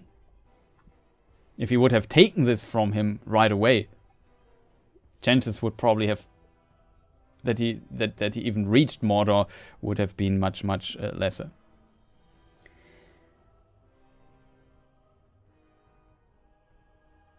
Yeah, I also can't see Morgoth in the Second Age. That's true, but I just meant in, I think we were talking about something we talked several minutes ago.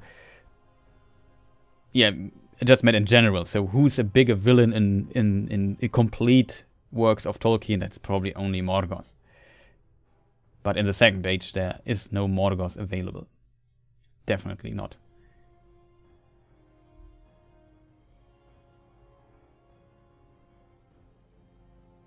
Colonization.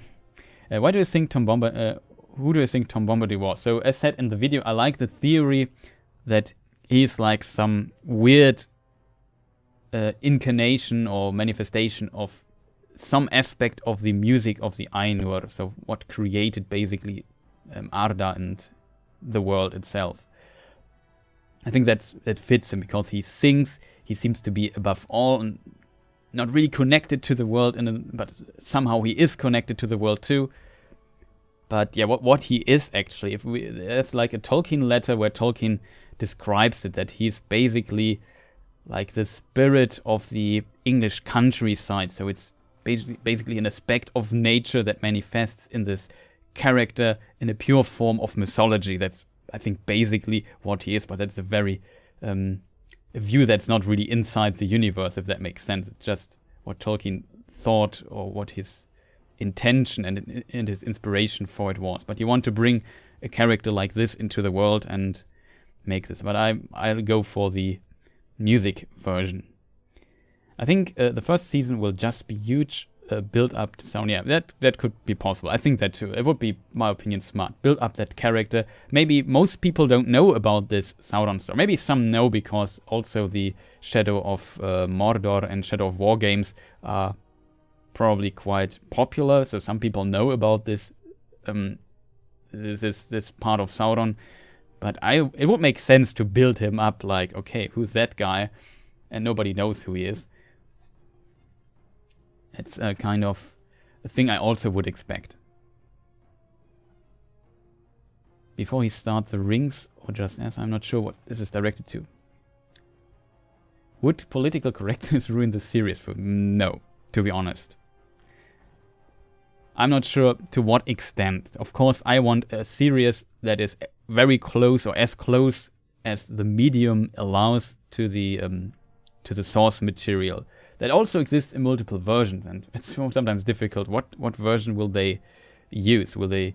There's a version where, for example, the Blue Wizards fail, and there's a version that contradicts it and says, no, the Blue Wizards were successful.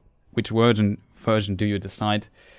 You decide to take. So even that part is very, very complicated already, and some people will disagree with their decision, clearly. But as long as they stay true and just build their, let's call it, political correctness smartly, I don't care. If it's done well, I don't care. If it's done not well, I will criticize it for not being done well. And I wouldn't take, I don't take too much thought on this.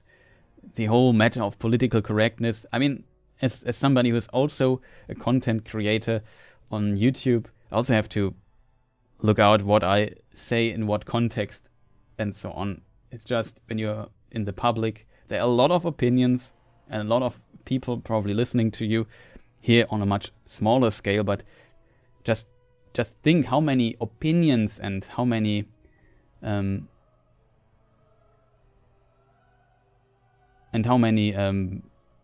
different views there are in the world if you have like an audience that is literally millions of people. It's just impossible to make everyone happy. And in our times, they just formed like a way to try to do exactly this. And that makes some people unhappy, and some people feel like there's like limits that shouldn't be there and so on. It's just a discussion. As long as we can discuss those matters civilized and with reason, there is no, I don't think there's much problem to it. And I hope the biggest concern, I guess, is that they won't hit the tone of Tolkien's works too well. I think the Lord of the Rings films, for example, did a really, really good job finding a balance. It's, of course, for a hardcore book reader, definitely maybe too much. But I think if you have to get all the people in your boat, like the people who know the lore better than we do, than I do, and the people who have never heard of anything I just told you in their life before, who've not read the books, who have not seen the films, if you make a medium like this, in a version like this, for, let's say, a mainstream audience that is very, very different, then it is very difficult to do this. Like, especially in the medium film or in the medium series, you always have to take shortcuts because you always have, you can't just explain everything. When you start explaining in a film, like if you have like 2 hours of pure exposition, it simply doesn't work. Like when I make a video about lore, people watch it because they want 2 hours of exposition. They want to know all the details. They maybe have heard about it or have some background knowledge themselves, and then I can explain it. But in a film that is dictated by like pace and flow and implementing dramatic elements and certain ways to creating scenes, composition, editing the scenes together, then all this, like films also have a rhythm to them. It's an art, and you can only tell the story in this limits in this.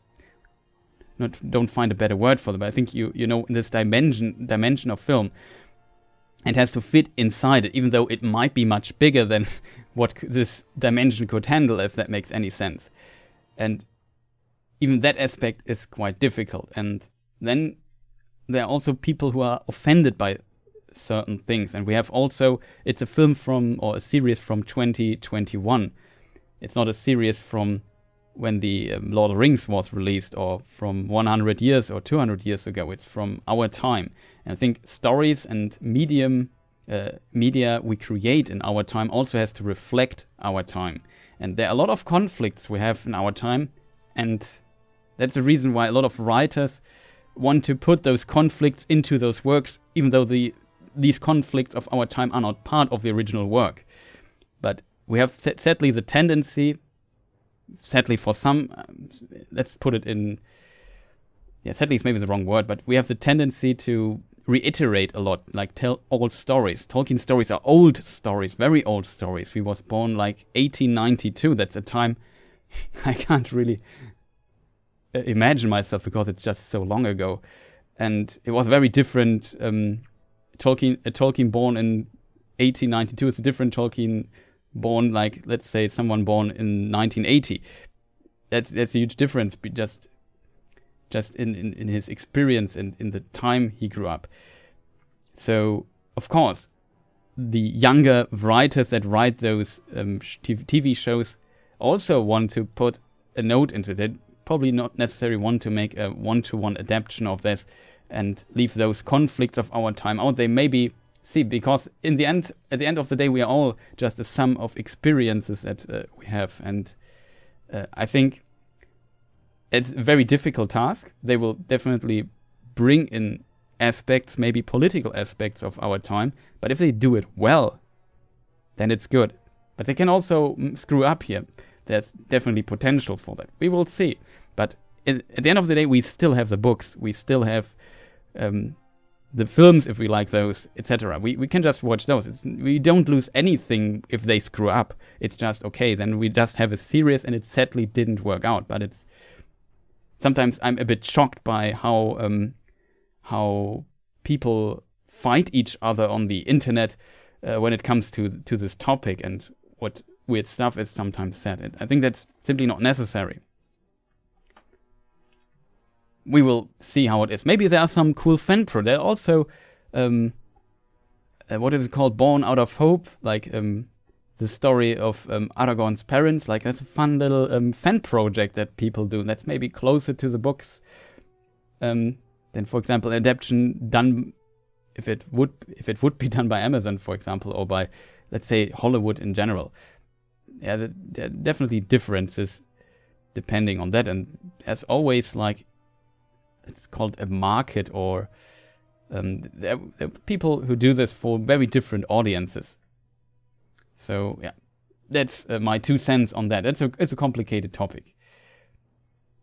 Would love to see Anatar and the Creation of the Rings. I'm concerned they humanize him in personal life. I think, yeah, that's true. He should not be humanized, because he should at least come over as some, like, ambassador from Aman, who is like, it's a weird, powerful presence, maybe like a powerful elf lord or something in this direction. He should not appear like a human. But we're really curious what they do with this character.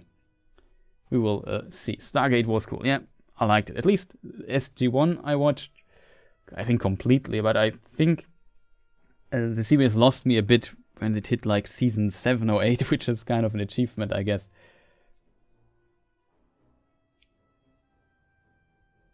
Get ready for LotR Amazon memes. Yeah, there will be memes. There are also already memes out of the films, for example, and there are also some funny things in the films that might feel a bit out of place and so on. Is Mount Doom the place where the Earth Cimmeral was lost? Since it's the hottest place in Middle-earth and embedded in magic, which made possible to create the One Ring.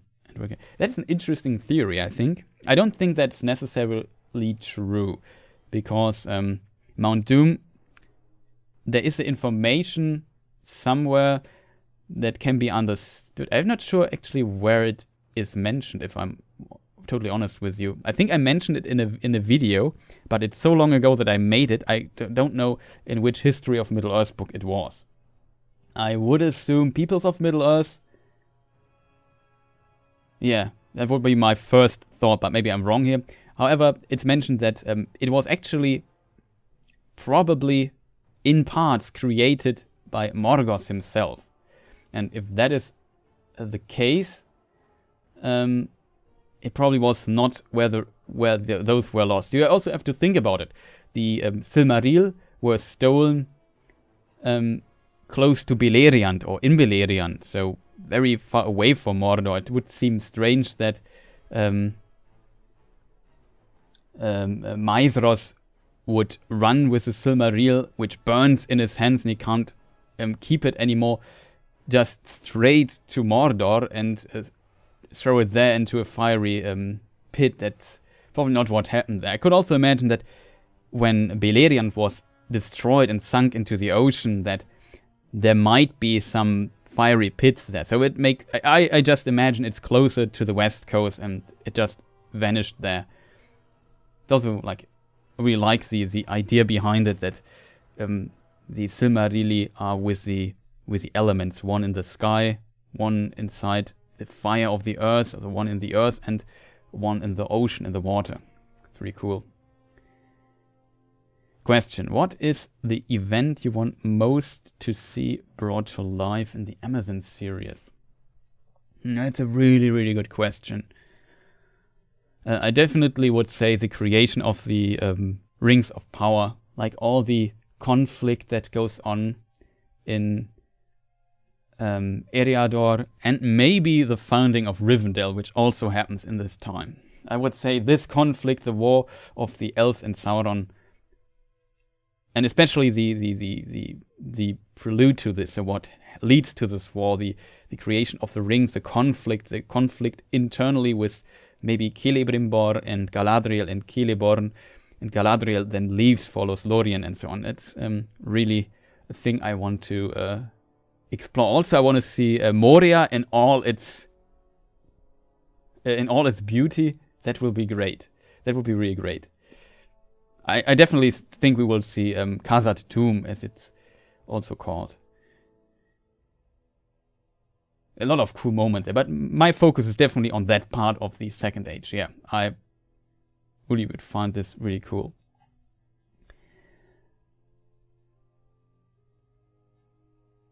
Yeah, that's true. Humanizing him would also maybe support his deceiving character, the deceiving character of Sauron. Definitely agree. That could be just his role. Like, Sauron is a deceiver. He's not like in the what's it called? Intro, not the prologue. The prologue of the Lord of the Rings. We see Sauron with his giant mace in his black armor and just bashing all the soldiers away. That's not Sauron, actually. Sauron is a deceiver. He's not a fighter, a warrior. He's more a wizard. With he has his plots and schemes, and he wants to manipulate people and play them out against each other. That is his power, his strength. And he creates an army. It's a terrible foe then, but it's not like a 1v1 fighter. I think a misconception a bit about Sauron that the films might have infused into the people's minds.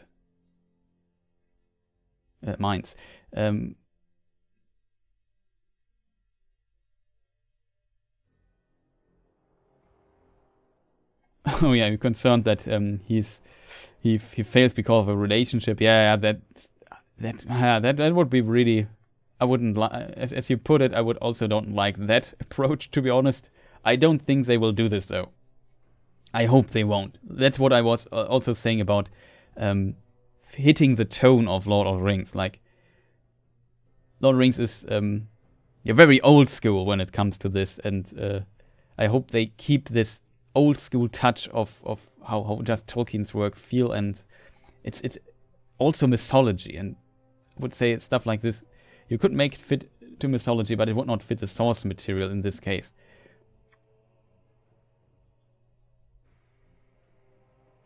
Yeah, would be surprised if they did it, but not unheard of for Maiar to be romancing Wolf herself. Yeah, that's true. We have, of course, Melian, the Maiar, and Thingol, the father of Luthien, and the parents of Luthien. So that happens. But she's the only exception. I don't like it. I wouldn't say I don't like it. Of course, you can do it, but let's say I'm not the hugest fan if you just take one very, very unusual exception and say, yeah, it was one time, why shouldn't it happen a second time?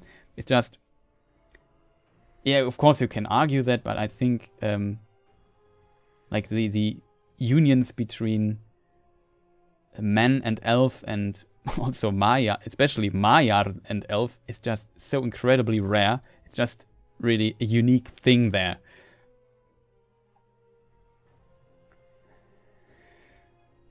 Yeah, let Anna not have a love interest. I agree. I imagine this very diplomatic. Like, I don't know. I would like this to be like his appearance and how he works, like very diplomatic, and he slowly builds up a friendship to the elves of Eregion. They start trusting him, and they start to learn from him, and so on. It seems so smart and intelligent and so advanced what he has to say to them, and they fall for him slowly, not recognizing who he is. That's how I imagine this story taking place. I don't think that there's need for much romance. They could put romance in a lot of other places, but I agree that should not be there, in my opinion. But we will see. Maybe some people wish a romance there. People would see it in archive. You mean the stream, or did I just overlook something here? Yeah, it should be on my main channel, though. Oh, my chat just scrolled down. So I lost track.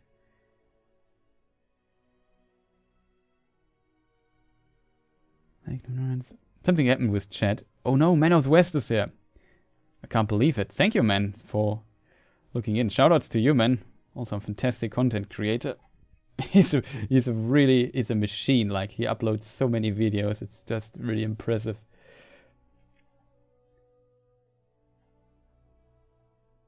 Oh boy, how far beyond am I actually? I think I'm very far back. I'm not even sure who's still there. And I'm not reading, but my chat is scrolled up so much.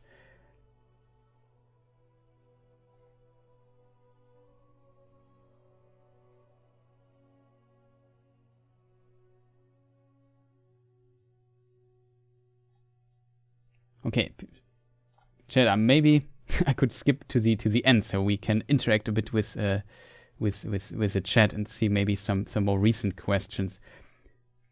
I can't even believe that I missed Men of the West like by 30 minutes. It's just everything, explaining everything is just so, there's just so much to talk about. You could just go on for hours.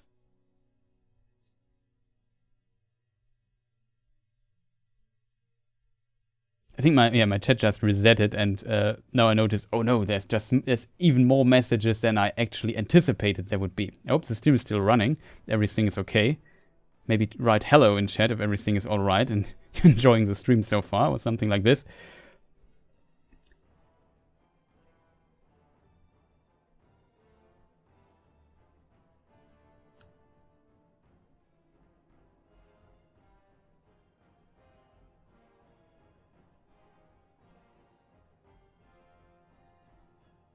Okay, it works. Somebody writes hello. Nice.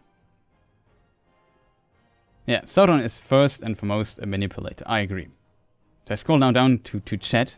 And if you have questions, you maybe have to write them again. We can discuss this, because I have to come to the realization and the sad truth that I simply can't explain everything in chat and catch up to the point where chat is now.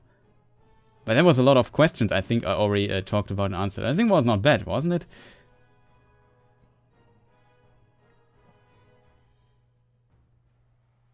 Yeah, that is true. If they can maintain the quality in the series, they will definitely do. Hello, yes, still here. Nice. Sabrina's here. Gigi's here. How much you think Tolkien's lore was inspired by Orientalism. Oh, that is, I can't say that, to be honest. That often, not even sure what you would count. For example, there's one example. I guess that's not really Orient, if I think about it, but there might be some inspiration. Tolkien had a very vast and wide knowledge. So, for example, when Tolkien explained the Dunedain and Gondor, he said, and maybe also to the degree Numenor, he said one inspiration for it was also Egypt. So there might be some parallels, but I would not interpret too much into it. Some people really try to to make huge comparisons to other parts in history. I feel like sometimes they are accidental, and of course you can make everything fit, because Tolkien of course draws a lot of inspiration from history and mythology and so on. But there might be some inspirations. I'm too honest, I'm not too deep into the thematic that I could give a qualified answer to this.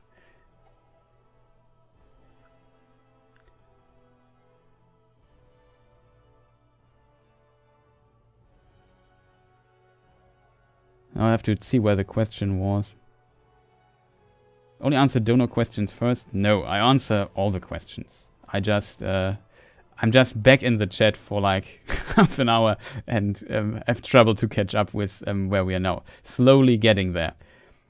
Sorry, because writing an answer is a question is much faster than answering it, right? So it's impossible for me to catch up, except you all agree on a question. That would help, maybe. Here's a question. How much are the extreme southern and western parts of the world actually a thing like they are on the maps online, like shape-wise? What's on there?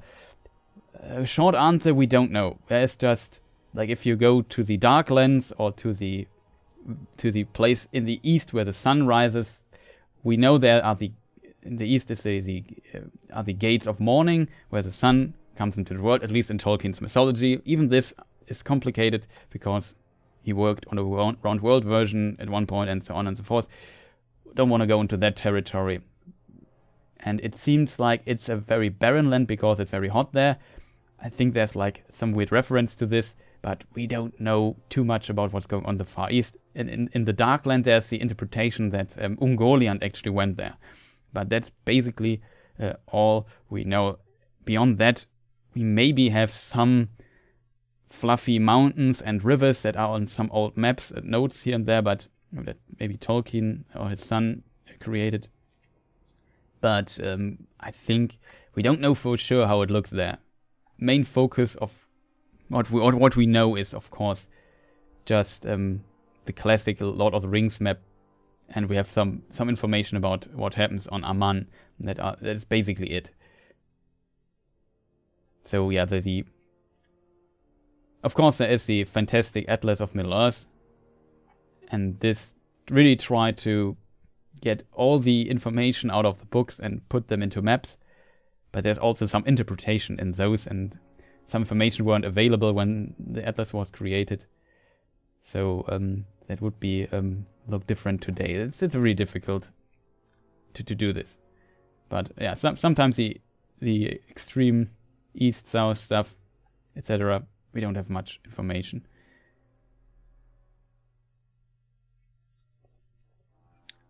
Let me see.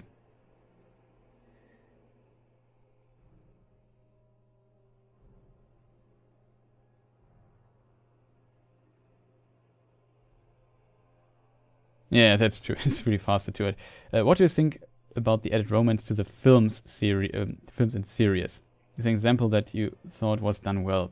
I'm not sure. I think in Lord of the Rings it worked, but they were also not going too far off what the book said, I guess. And in The Hobbit, I was not the hugest fan of it because it was not in the books, and I really wanted a close adaptation to the books. And I really wished that when they do 3 movies, they focus on the dwarves, because it's a story about all the dwarves and of course Bilbo and Gandalf, but why not give them more time? Instead they invented characters that were not there and gave screen time to them. Even though I like the actors and think they did a great job too, but I would have just wished they would give more room to breathe and more room to develop for all the dwarf characters in the Hobbit films. Not sure how they will do this in the Rings series though.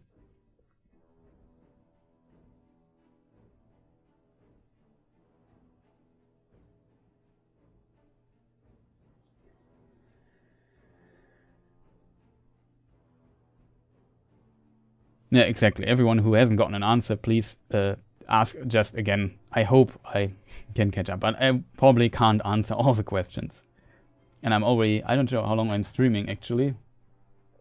Okay, for me it's over 2 hours already, so yeah. Is it though? Wait.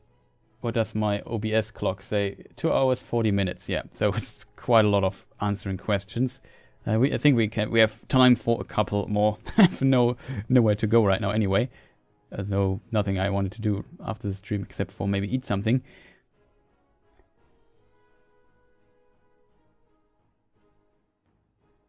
Lord of the Rings has to knock. We will see it in the cosmos of film and a series. Another factor that decides the success is how well it's made, and I guess Game of Thrones was. I can't comment too much on it, to be honest. I'm not an expert on Game of Thrones, but I guess they did a series like non-serious before on this, at least on this fantasy scope, and set definitely the bar relatively high, even though the later seasons might have fallen apart a little bit, but overall they, I guess, did still a very impressive work just from when it comes to cinematography effect for a series, how they selected the actors and how well the actors worked and had a good chemistry with each other and so on. I guess from that standpoint it will be pretty difficult to reach that part, to be honest. We will see if it will be better or not. I hope it would be great. I would also be happy to just get a similar good series. I just want to have a good series that's fun to watch. That's my expectation. I'm rarely going into these hype trains, and because that's the thing I noticed. A lot of marketing these days is just very focused on emotions. People should get excited. People shall get hyped. They should scream of joy and so on when they think about this series, and it should dominate their life in the best case, and they watch every episode and buy all the merch and whatnot. But when the series can't deliver, and people are also react emotionally, and they are probably disappointed in the series, and also develop a negative emotion that is extreme, like wrath, and that's probably not very good in my opinion, but that's just how marketing works these days, I guess, and how people, and how companies try to connect to the viewers and try to make them watch their product, because there are a lot of good products in forms of series on the market in films and so on. Like, even if they would just stop making films and series, there's so many films and things I haven't seen yet, just from the past. I probably never could catch up with all of it, and the same with video games and so on. My backlog of video games is just so long. My pile of shame. It would take a lifetime to play through all of this. And yeah, there's just so much of it. And of course, in a situation where you have just so much, you have to get the attention of your audience, right?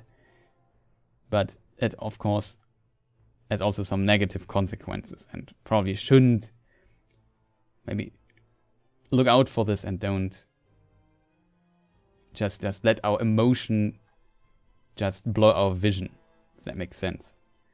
Like, it's at the end of the day, it's just a series running on Amazon.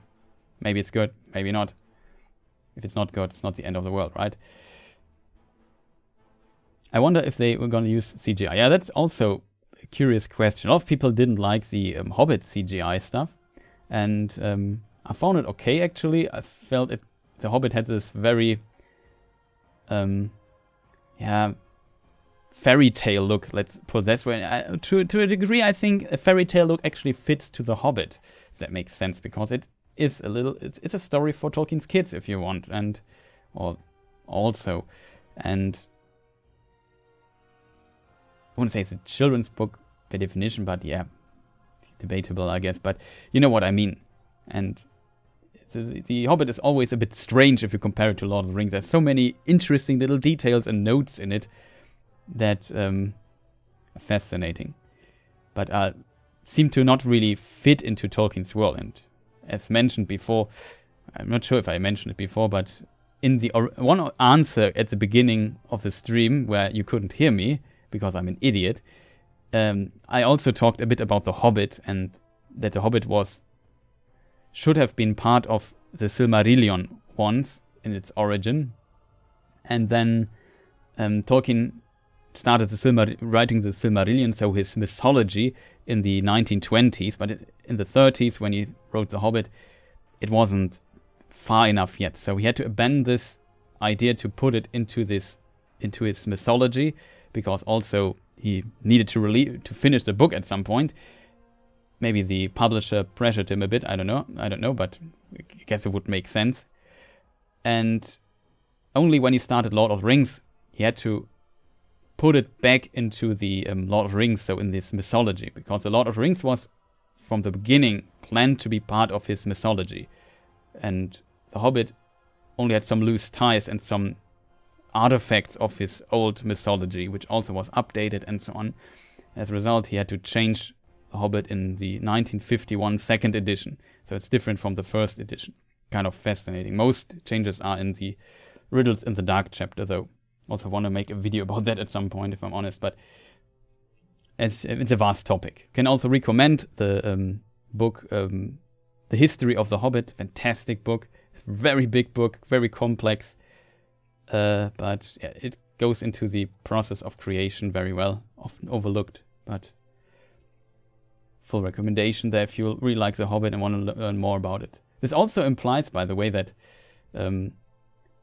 for example, the Elven King, as he's called in The Hobbit, he's not called Thranduil, but the Elven King, and that he's maybe Thingol and not Thranduil. That's very fascinating to me, and that it might have played in Beleriand at one point. And in the old versions, Sauron was called Thu, and he was also, I think, called a necromancer there. So you see all those little funny references there.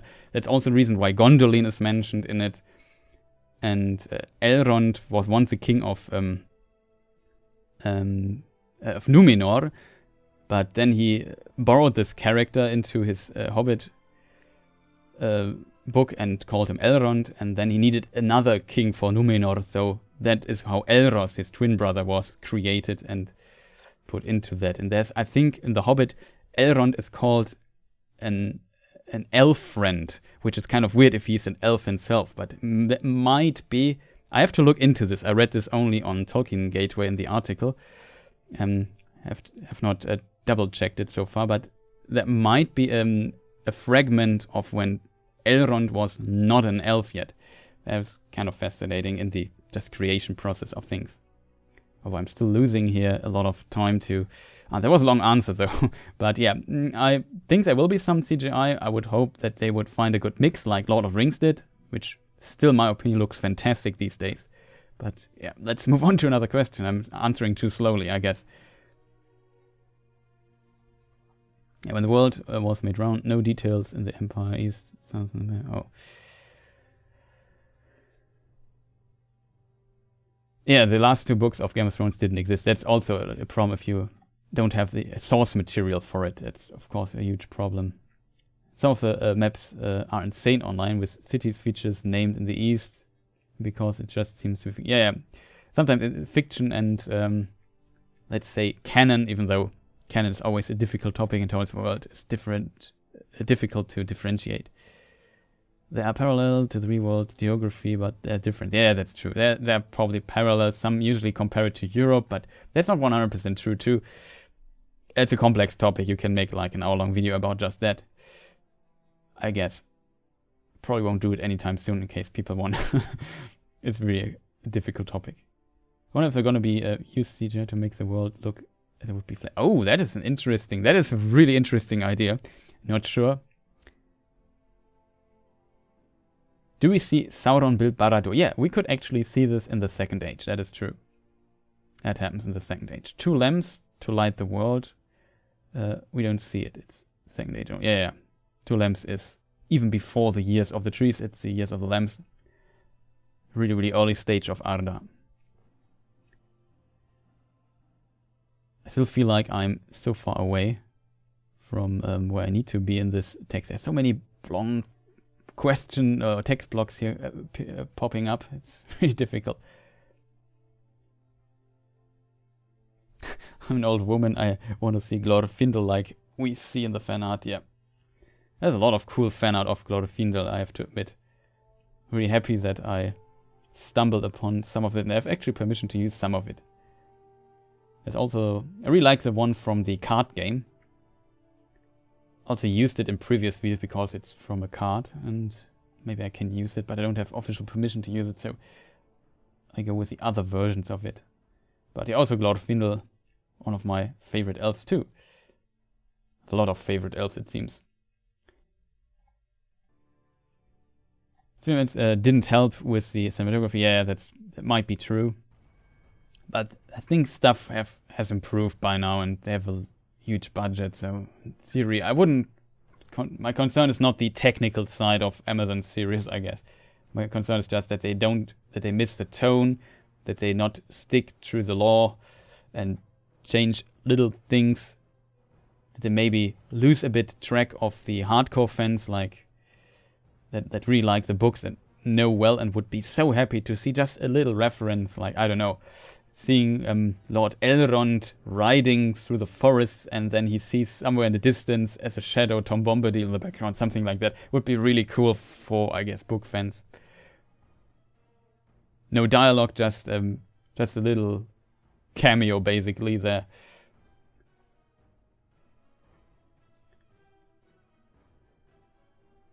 Yeah, the beginning of The Hobbit is really great. I like that too. I think the first Hobbit film is also my favorite Hobbit film of the 3. It started really promising and maybe got some problems later. Boulder hopping PG needed no person. I needed no person from Windows in the Starship Sea. Yeah, that is the problem with the Hobbit. What maybe some people don't know is that Peter Jackson was not originally planned to make those films. It was another director, and then the director said, sorry, I can't do this. And then he had to step in. And for Lord of the Rings, Peter Jackson had, I don't know, I think 2 years of preparation to plan everything.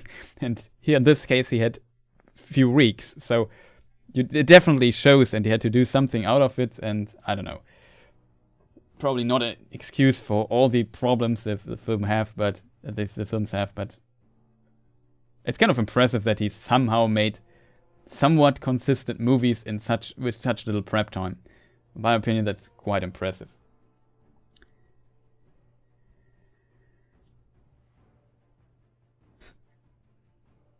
Please, I really need this answered. Gandalf's admission, real reason to go to Erebor, to take out Smaug for a vision of the Pelennor fields winning the battles. Can you elaborate? I think Gandalf definitely knew that Smaug would be a problem there, and a dangerous thing, and that he actually the dwarves had a huge problem there because they're running out of kingdoms. If you think about it, they had lost Moria or Khazad-dûm, and they had lost Erebor. So, and he had a suspicion that Sauron is there in Dol Guldur, and thought, okay, we have this Sauron guy coming back maybe in the future. Just establishing powerful allies would be a good thing to do. And so I think, yeah, it definitely has to do with a bit of foresight, I guess. I'm not sure if he had like the vision of a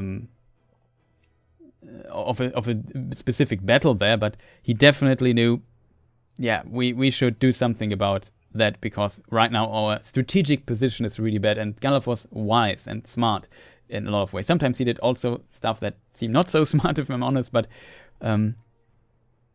when it counted, he did some smart things and managed to give fate a little notch in the right direction, if you know what I mean.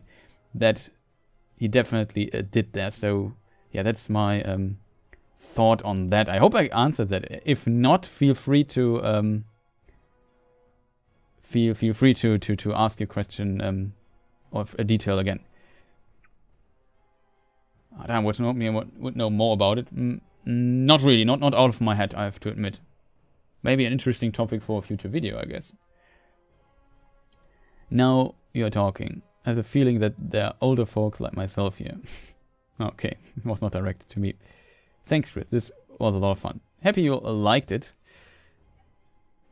Del Toro, the Hobbit, would have been amazing. It would be actually very interesting if Del Toro made it, but never happened.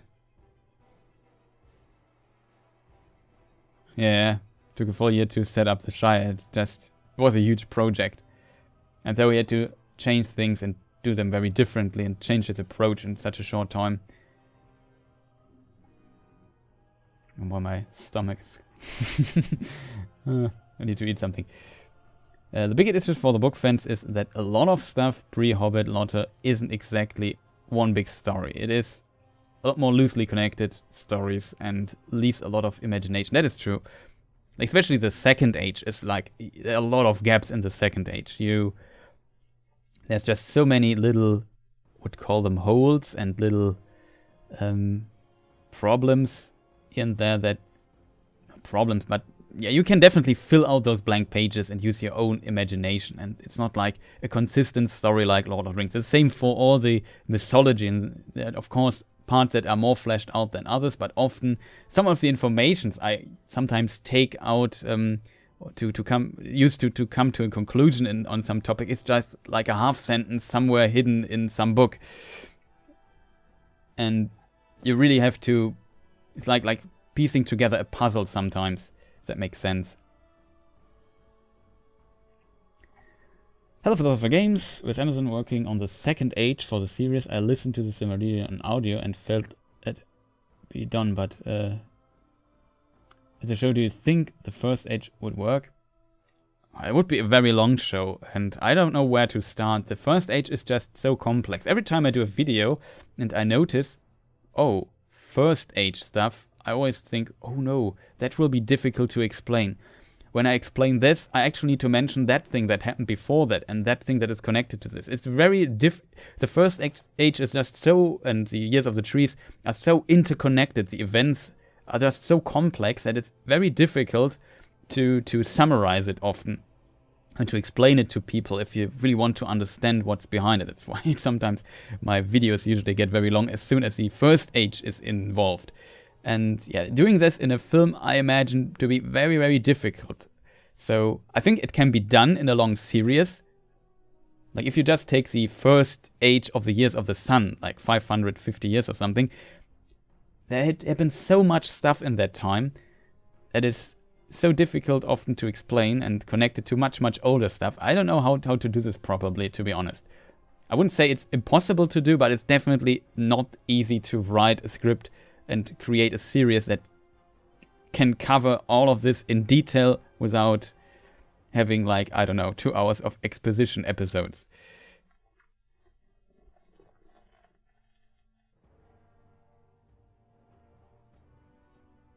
But it would be interesting to see, though.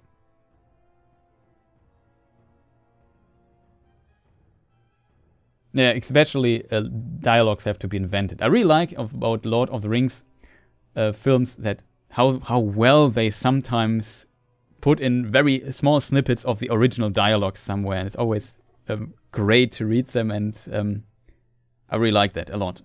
I think they did a great job here and there. I was told this: Galadriel had the vision of Smaug flaming genocide the city, and Tree told Elrond told Gandalf, forgot who Gandalf admitted this to. It's all for this. Okay. Galadriel had a vision of this. I don't know. Maybe somebody in chat knows something about this. For me, there is no bell ringing right now. Galadriel had a vision of this. It could be maybe something very, very vague.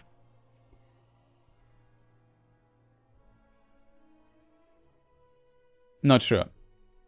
I don't remember this. Maybe have to look into this if there's more to it, but out of my head right now, couldn't answer this, sorry. Yeah, the plot of the Silmarillion isn't being used. That's true. They don't have access to this. They maybe can use it.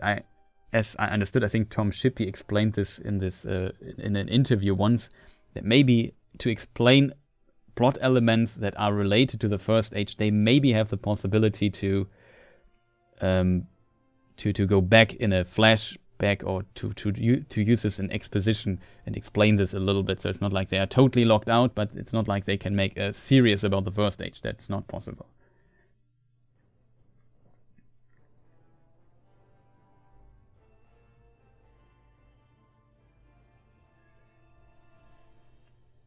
The most important question, when is the next film book differences video? So the next one will be about Elrond.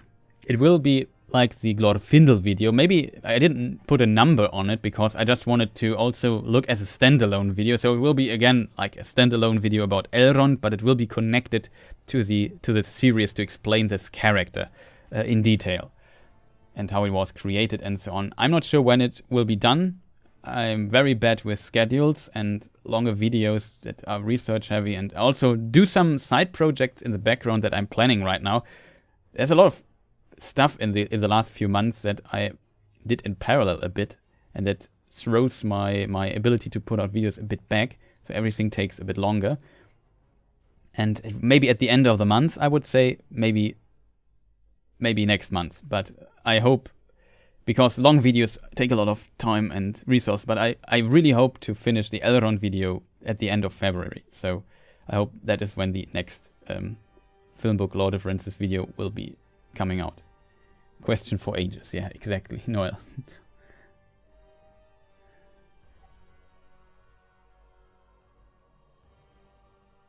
It's not my... Dixon's Crowning Glory is translating Tolkien's work into an interesting epic film series. I think maybe people are too... Yeah, that's true. Of course, some people will like it, some people didn't like it, some people like it. I think for Lord of the Rings he did a really good job. The first Hobbit was also very decent in my opinion, with some exceptions, I guess. The second was not that good, to be honest. The third one was okayish, I guess. Didn't like the second one, though. It had its moments too. Extended edition helps the films also a bit, but yeah, nothing compared to extended edition of the first Lord of the Rings films, where he and his writing team did a really good job.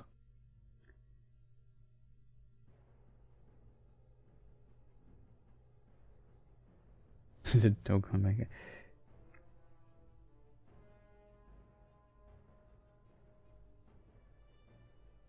I don't know what they were thinking.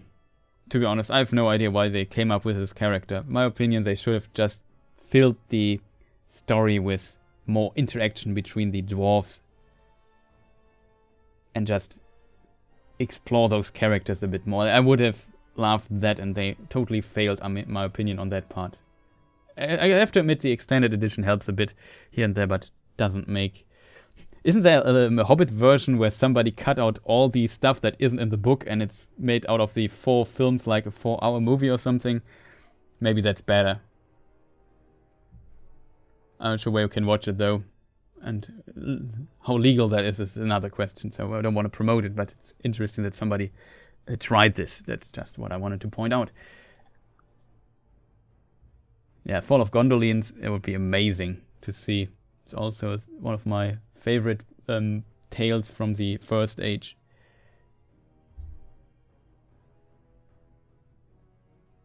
I'm again lagging behind, I feel, when it comes...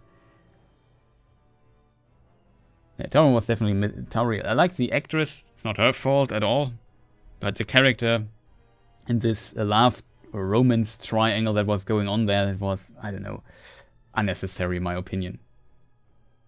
But it seems like unwritten rule in Hollywood that every major film you make has to have some form of romance in it, and Hobbit just is not a book about romances. Yeah, she could see it in the mirror, though the mirror is also an interesting topic. Have to leave, but I want to say thanks for the fantastic stream. Catch you in the next one. Happy you enjoyed it. Thank you for staying here, for listening to my ramblings. Sleep well. Or have a fantastic rest of the day, wherever you are.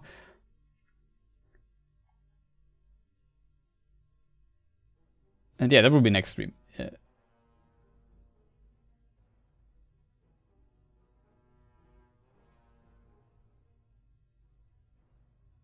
Yeah, that's an interesting detail in this context. I'd have to look into it, Smoky Mirrors. But I definitely can't say it. Finished Tales, some other city publication. Just don't know where to look. Yeah, when it's about Galadriel, I would say Unfinished Tales is a very good place to start. The other book that comes into my mind is maybe Peoples of Middle-earth. Or History. No, it would not be. Would it be Hobbit related? Maybe History of the Hobbit could help. I'm not sure. That the other 3 books where you could maybe find it, but it's a lot of book to find this.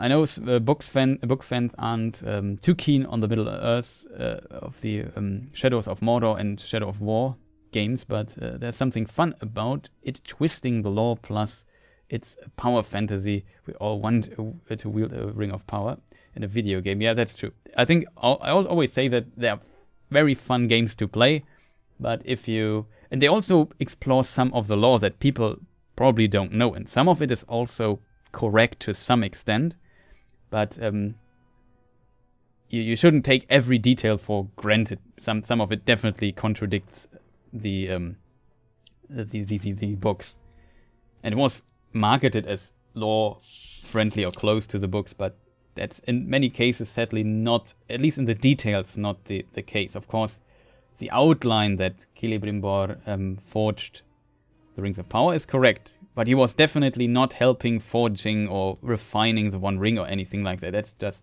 not what happens. At least in Shadow of War, that is more implied, I think, as in Shadow of Mordor. But yeah, still, it's really fun games. I really enjoyed playing them. It was nice. That was like a really weird. Usually, franchise games from that time hadn't the best reputation, and I thought, okay, it's an Assassin's Creed-like games with stealthy sneaking around, killing orcs. In Mordor, playing. That's a really weird idea. I wasn't a fan when I first heard of it, but I have to admit it surprised me positively. Even though the lore fan inside me cried out loud a lot of time. Yeah, that's probably an addition. Tyrell was fine, the romance plot was rubbish. Yeah, that's also a good way to put it. What do you think? To Gimli getting to meet Aule when he stayed west. Oh, that is an interesting. I think that must be a beautiful, something really special for a dwarf to experience, right? Never thought about that, but you are totally right. I think that must be a really, really cool moment for Gimli when he sails west with Legolas. Enjoyed the Hobbit trilogy for what it was. Yeah, I wouldn't say I don't hate it. I don't like this. I don't like watching the second film too much because it takes just so many liberties. I was sitting in cinema and looking at my neighbor. I went to the cinema with, and we asked each other the question: Did he read the same book as we did? I remember that moment really clear, and yeah, but still it was fun to watch, and I see the effort that went into it. But just some parts of it had like a lot of problems, some more than others. Still, it did some cool stuff too. Give me a sandwich. Tuesday, UPS, oh boy. That would be funny. Yeah, I will, after the stream I will eat something. Don't worry. Oh, I've seen the 4-hour cut off. Is it good? It's pretty good? Okay, nice. Yeah, I think if you cut out all the stuff, it probably can become quite decent. Take a raid. It's a Hobbit bit higher. No problem. I have a tendency to... I don't like eating on stream or so. We're probably taking a break, but I stream for so long now that probably will end the stream soon. I stream much longer. I want to stream like an hour or two. Now we are at 3 hours 12. That's much longer than I anticipated, but it's a lot of fun staying here with you guys, chatting a bit. I hope you enjoy this so far.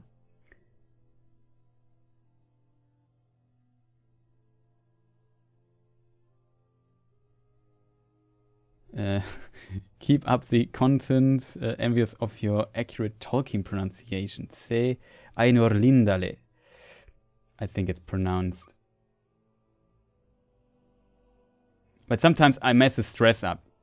Usually I have to look at the word, where could be the stress, and especially on the fly in a live situation, I'm not very good with finding the stress of a word. Sometimes mess even up English, which is kind of difficult language when you look at its phonology, but that's another topic. The concept was good, but Galadriel didn't have the power. Yeah, that's true. They definitely gave Galadriel several power levels on top that she already usually has. So she was much more powerful in the films and did stuff that she would not do in the books. But yeah, also the games. Like Galadriel would not have an assassin. I found this idea really weird, but whatever. But of course, maybe they interpret it because in the War of the Ring, Galadriel attacked Dol Guldur, I think, again. Maybe I remember this wrong. Chat can correct me on this if I do. But I think Dol Guldur was basically abandoned, and later one of the ring wraiths returned there. I'm not sure if it was Kamul, could be, or maybe another one of the ring wraiths. I think it was Kamul though.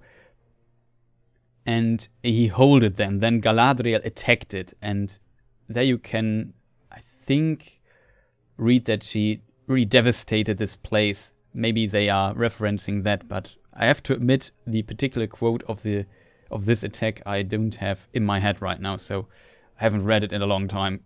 Can't really comment on that. Unfinished People, and what was the third? Maybe History of the Hobbit, because the question was related to the Hobbit too, but I don't think so that we will find it. I think the elements should be later. Unfinished Tales, Peoples of Middle-earth could be an option where you find it.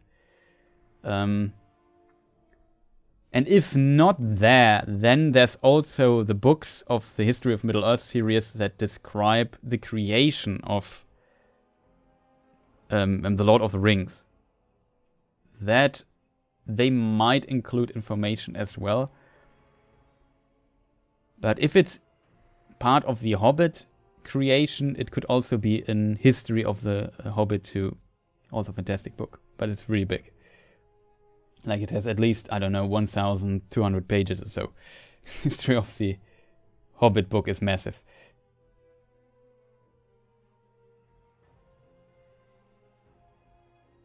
Yeah, but Galadriel was not a Maiar or not an Ainur. He was a very powerful and influential elf lordess. Not sure if that's a word, but you know what I mean. She was powerful among the elves. And she definitely had a lot of power, that is true. But you also have to consider this. I know that these days often power is depicted as like force of destruction, like, I don't know, shock waves and, I don't know, lightning and whatnot.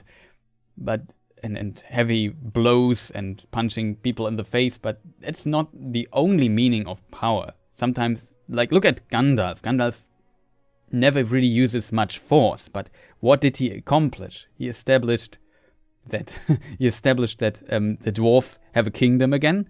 He established that the One Ring was kept hidden and safe by accident, you could maybe say, and went with Bilbo, and was just out of history for a long time. He managed to get Gondor and Rohan to work together again, and removed the influence of Saruman. He managed to actually destroy the army of Saruman with his allies. He also, I don't know, all the things he did. He killed a Balrog. That was probably the one instances where we actually did use force, but that happened. There are so many little things. He helped Minas Tirith to not get conquered. He was there taking command of it and so on. But he was, of course, also fighting there. That's not the point. But a lot of his is like bringing people together, forming alliances, and making people work together, inspire them, and also teach some wisdom to others. That one of my favorite quotes is, of course, when Gandalf scolds Frodo, who comments that Bilbo should have killed Gollum, and said, "No, that is not the way. It's very good that Bilbo took the one ring, and he only took this little harm from the ring, because he started his ownership of the one ring with pity and mercy, and not with killing someone like Gollum did." And I think there's a lot of wisdom in these words, and it also shows what Gandalf does. And Galadriel is probably on the on a similar note. She has foresight, she has wisdom, she knows how to place things, like the gift she gives to Frodo, the phial with the light of the Star of Eärendil in it, and so on. That's very smart and foresight, but it's not just brute force. Her power lies differently. She can, of course, protect her what is it called? Her realm with her powers. And I think there's also, maybe somebody in chat knows this. I remember reading somewhere that when Sauron actually sent his forces against, I think it was around the time of the Last Alliance, so around this direction, she actually created like a mist. Maybe it was a different occasion. It was in the Third Age. I don't know. But it was basically like a mist that distracted them or caused the approach of the enemy some trouble. I don't know where I read this. I think it could be Unfinished Tales or something. I always wanted to reread this passage, but never did. But I faintly remind this mentioned somewhere. So she maybe had some magical powers. Like Sauron could command the flood. She could also command some elements of the surroundings of Lothlorien too. Yeah, she was definitely one of the most powerful elves. No doubt about that. Point was just maybe the films go a bit overboard.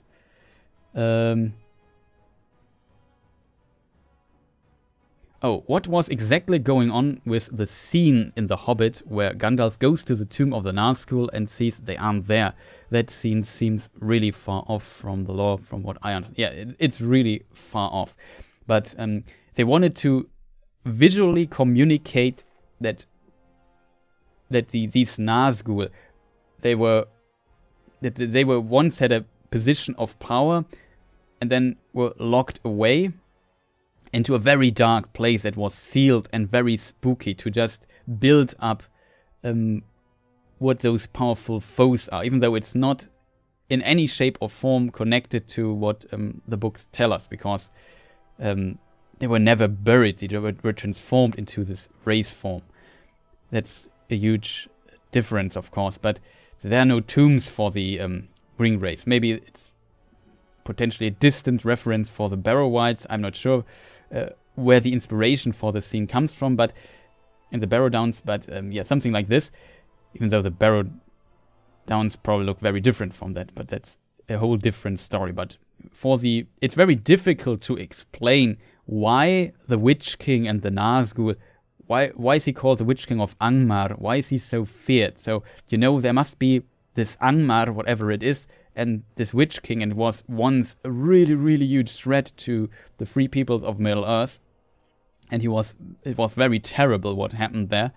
And they needed to transport this in just like let's say, 30 seconds to the viewer. And that's impossible. You can't summarize what Angmar is in just 30 seconds in a film without having a huge exposition scene. So you find like some means of visualization for it. And you just create a dark place that is very terrifying. I have to say, I really like this scene because that's a place I don't want to be in, because it feels very scary and spooky, and you see, okay, it's a dark place, it's a place of darkness, and whoever is buried here probably deserved being buried here.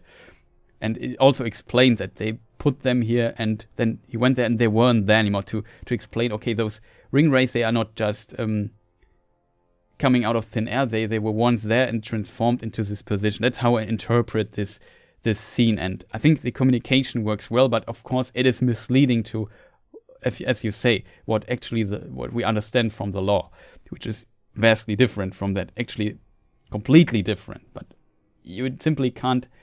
Angmar is, of course, the Witch King of Angmar is like a name you heard, but here in the films, but you never know what is Angmar exactly. Like, of course, it's a kingdom. It's complicated. It's actually Arnor, but then it becomes split into 3 kingdoms: Arthedain, Cardolan, and Hrudauer. And there, Hrudauer allied with Sauron and the Witch King. And the Witch King suddenly absorbed Hrudauer, and then it became part of his kingdom, Angmar, which was further to the north, where he created what was his fortress called? Khandum or something, right? And yeah, that's just the basic outline of the story, and there's a lot of war going on, and yeah, Khandum, that's the name. Names sometimes very difficult. And yes, that's how do you explain all of this, especially in the context of the scene? That's quite impossible, I think. It would be like, it would be like Gandalf sits at the fire and it's story time, and he tells this very exposition heavy part in like 20 minutes or so. It simply doesn't work in film that well, if it's not your focus, at least. Hopefully, last question. Probably there will be more questions. I really like if people are interested, shows a passion that people have for it, and I also like to share my knowledge. And there are, of course, people that know much more than I. Everything I say, you have to also always keep with a grain of salt. Sometimes it's also a bit how I understand it, how it's my interpretation. There might be people more knowledgeable than I that come to different conclusions in some details. But I usually try to at least explain that that's how I see it when it's not written down, because as said, it's often like a puzzle that you have to piece together. And sometimes there's a puzzle piece I just forgot, I have not read in years or never or whatever, and that contradicts what I'm saying here. I'm just not aware of it. That's just how things are. Nibble some lembas bread. Yeah, that would be good. Oh no, I said lembas bread. But lembas means bread, so lembas bread means actually bread. But it's not a mistake in my opinion, because it still needs to be cleared what lembas is. But whatever. Some people say it. I would say eat some lembas would be more correct. Just notice it. Eat on stream for quality ASMR. I know that a lot of people don't like the sound if somebody eats into a microphone. There might be some exceptions, but I definitely know that there are some people really hating it. Eat a carrot online. I love laughing.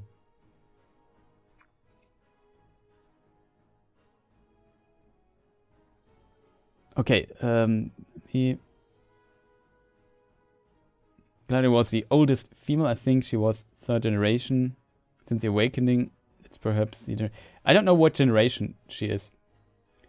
The generation thing is really, really difficult, especially for Galadriel, because we don't know. Galadriel was the daughter of Finarfin.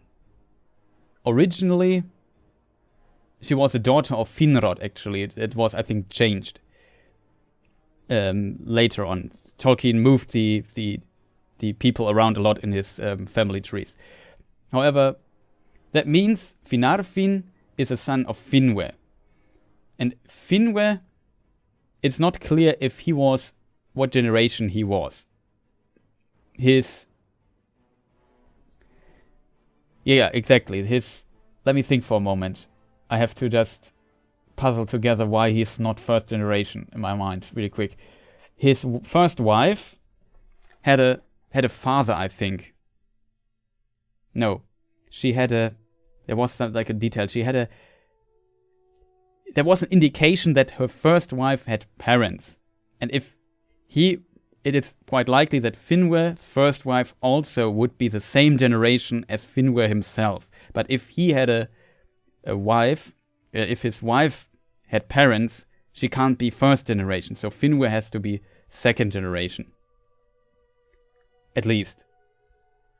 But that is, as said, often very, very, very difficult topic. Some people often quote there's this story about the three fathers of the elves. One name is Enel. I forgot the other names. Can't remember. I can only remember Enel. And I can also explain why I can remember that. Imin and Tatak, that are the other names. There are the three fathers, but this is a fairy tale among the elves, actually. So this is not considered. How canon the story is difficult. And they were the so-called unbegotten, so elves that awoke and had no parents. And those elves had awoke and had also a partner, a wife basically, next to them. And they were created to be to be together and have children and so on. And they are basically the first generation. However, it's difficult to argue how canon this is. In my opinion, it's kind of weird that the elves sent Elwë or Thingol, Finwë and Ingwë to Aman, basically to check if it's cool there, and then they come back and say, yeah, it's cool. And then they become the kings, the first three kings of the elves. Like Ingwë, the king of the Vanyar, Finwë, the king of the Noldor, and Elwë, or Thingol, as he later called himself, the king of the Teleri, and later the Sindar. It's a complicated story. If you have seen my video about it, you probably know. And why are those not the first generation? So of course they have, for example, Elwë has a brother, two brothers actually. So that implies he has parents. He can't be first generation then. However, you could make the argument that maybe he was created as they were created as family, as brothers. For example, Manwë is a brother of Melkor of Morgoth, but they also have no parents except for Eru, I guess. But they were out of the mind of Eru. They were created as brothers. However, you could say, but then he would have to have a wife, and Elwë had no wife, no elven wife. He married Melian the Maiar, so that is another indicator that he's not first generation.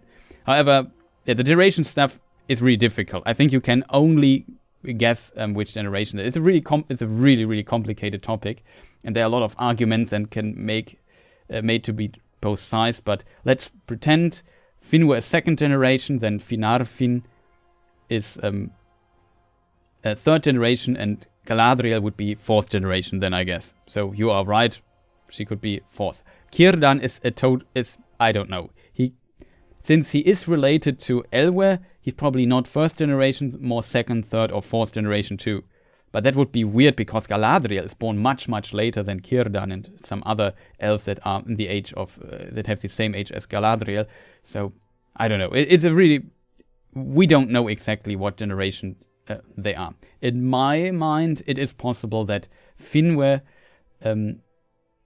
Elwë, and Ingwë could be second or first generation too.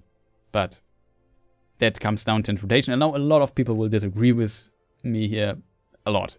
But like I said, it's just my headcanon or whatever you call it. Because I find it so strange that there are three fathers of the elves, and then there are three ambassadors and they become the kings, but they are not the same persons. And also, it's not in the Silmarillion anymore. But yeah, it's really complicated. The whole Yeah, exactly. You mean Tata Enel. I can remember Enel because I think as a character back in the 90s when I watched One Piece, there's also a character called Enel. So I can always memorize this name for whatever reason. But Tata is also good. I think his name is Toto. He's a Age of Empires 2 pro player, I think. Tato is his name, I think. And Imin I always forget, but whatever. I never stumble upon those names very often.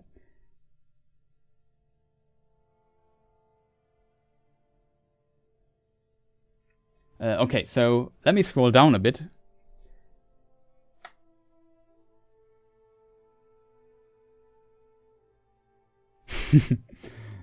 Let me see what is going on here. Catch up with some question. Why didn't Dol Guldur assist Angmar? Dol Guldur at this time, I have to be careful here because I have... Let me think about it for a moment.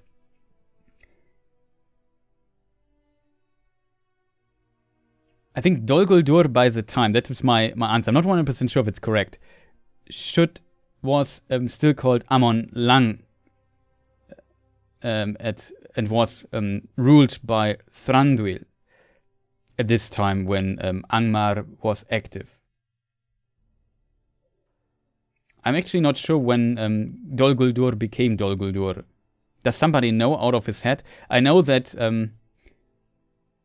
Angmar must have been before the year 2000 of the Third Age.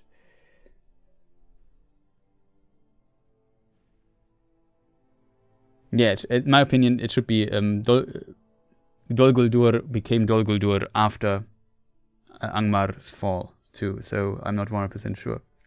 Yeah, 1980 or something, Third Age, that should be the date. I'm not sure when Dol Guldur, I can check it really quick if somebody knows it out of his head.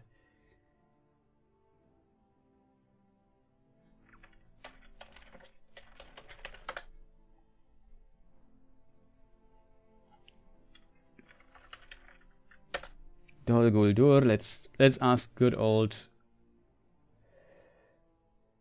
I don't know. Is here a date? After 4 centuries, the necromancer returned there.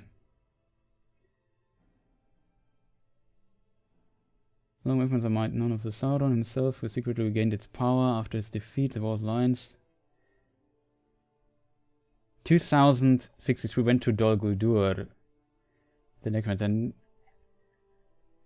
Somewhere after Third Age 1000, evil presence. Oh, 1000. Okay, so that is much earlier. So then my answer, I have to change my answer. Then it's not correct. Then he's much, much longer in Amon Lang than I actually expected it to be. Try to find another date. I'm not sure if the dates here are correct.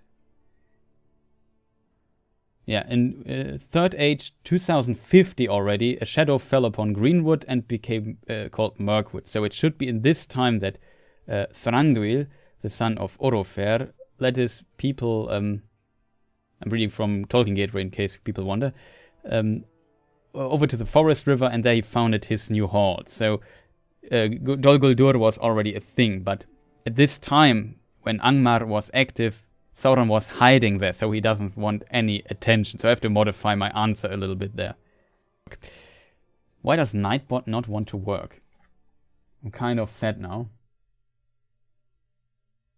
It should work though.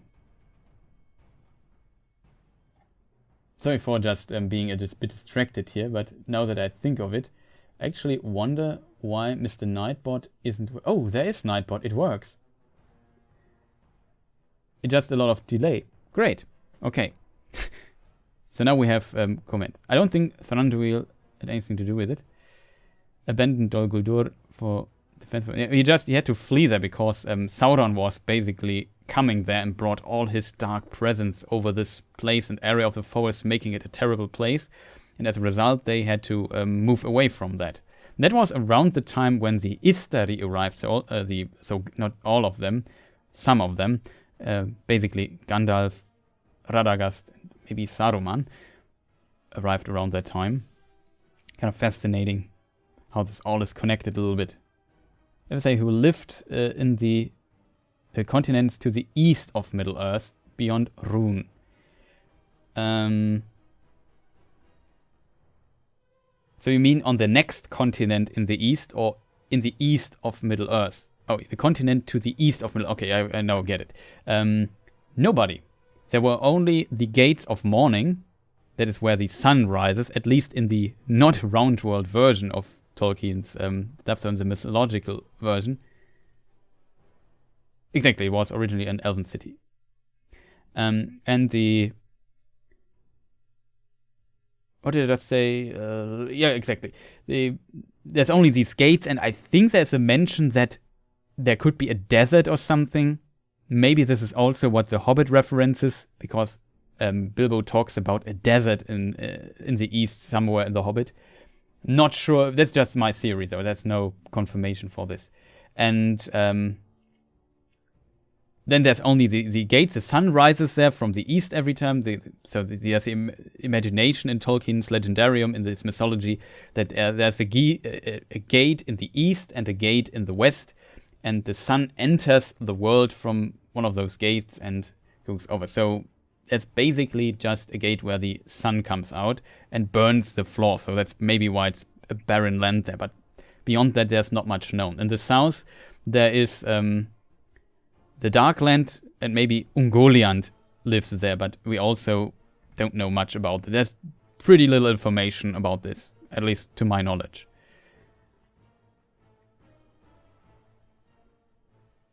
Dol Guldur in the south, not east. Oh, is it? Is it placed somewhere? Yeah, Dol Guldur is at the south part of Mirkwood.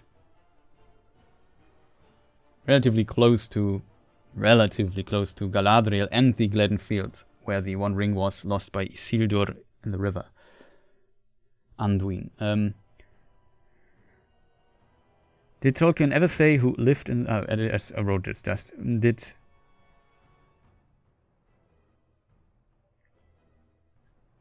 Yeah, Dol Guldur was basically the home of Thranduil before, and his father before that.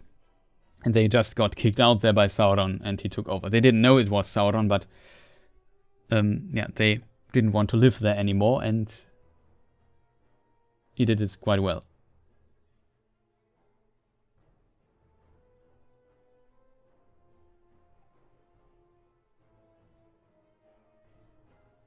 Let's see. Elf building on a bald hill. A capital, nomadic kingdom of the woods.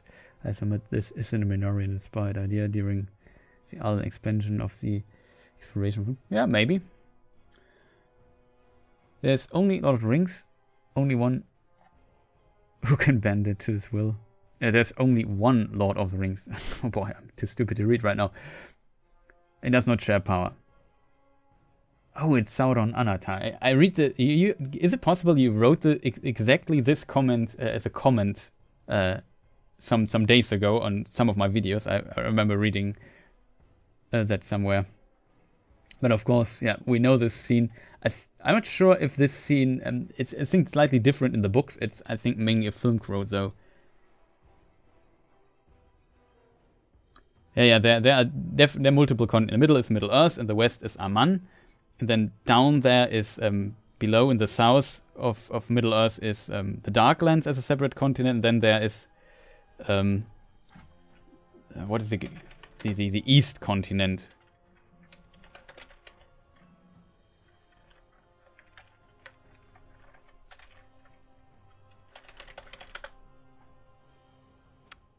Gates of Morning, what is it called? East of the World. Uttermost East is a better name. Land of the Sun. Yeah, that is the name I usually use, I think. They forget any place. And then it was also, it's probably not count as a continent, that's Numenor in the middle in the Second Age, but between Middle-earth and Aman, West continent. Yeah, it's a really good position, actually. Amon Lang. It's very smartly chosen by Sauron, I have to admit.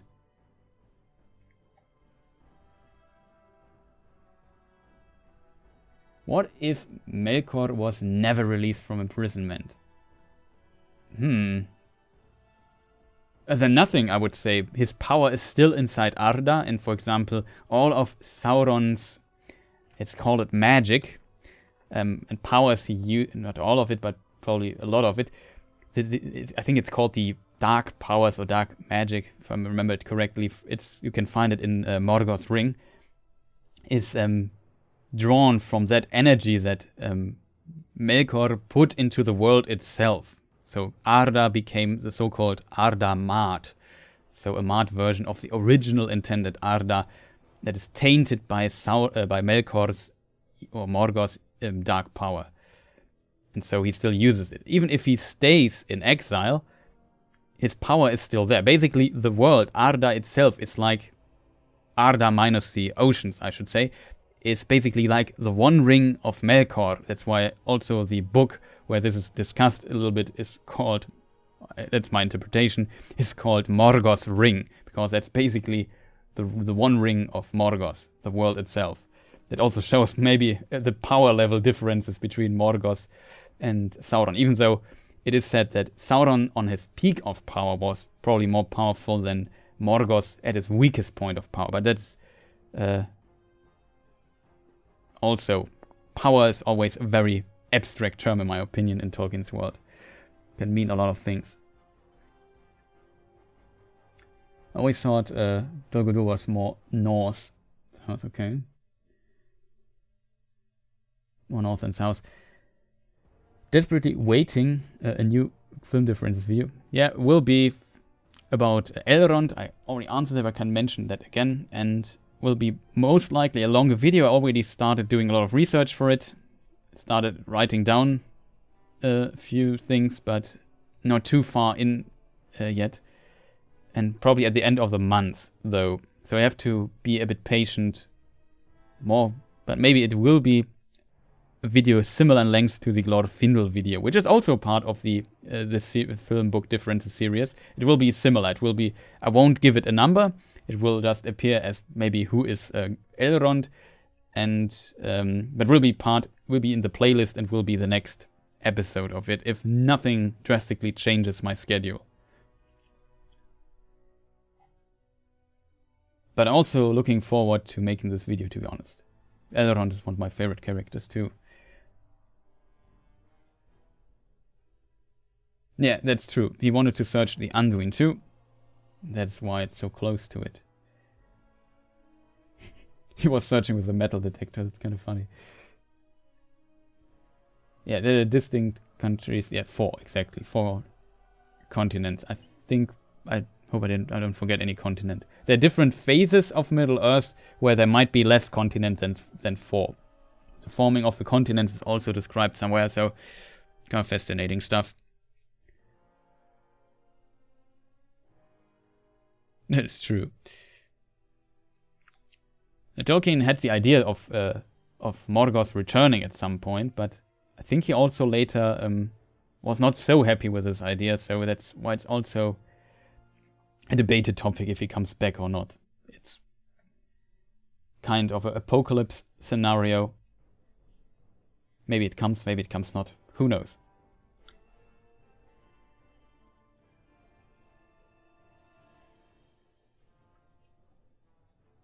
Interesting. Thank you. I hope you guys like my rambling here. Sometimes really hard to talk so much and interact and read everything, and sometimes also it's kind of weird when you have to talk freely. You don't have a script you can rely on. You can't make a break. You have to constantly talk. Sometimes I just need a moment to think about things too. So there might be some pauses that I do from time to time in my speaking. I'm not the largest fan of it. I know that there are some people that are really good avoiding those. But especially if you don't speak your native language, that makes things a little bit more difficult again too.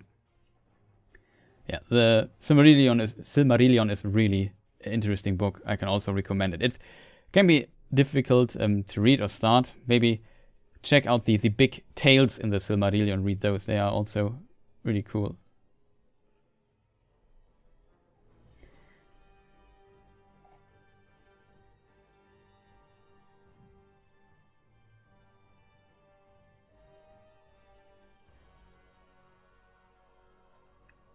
It's a Silmarillion is boring. You read wrong. Yeah, that's true. The Silmarillion is not boring. It's just the art, the way it's written and how it's constructed can be really difficult to read. It's a bit like reading a history book or the Bible or something like this. There's so many names in it and so many information. It's such a compressed book in that regard that it can be really tough to get into it. Like, it can be really overwhelming because, like, summarizing the Silmarillion is always difficult because it is already summarizing very, very big events if you want, and every sentence has so much information and there's really high information density.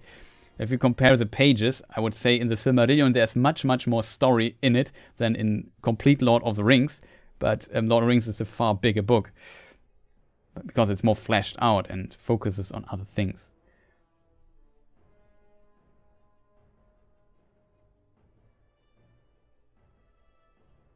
Yeah, a lot of books are amazing. Love them too.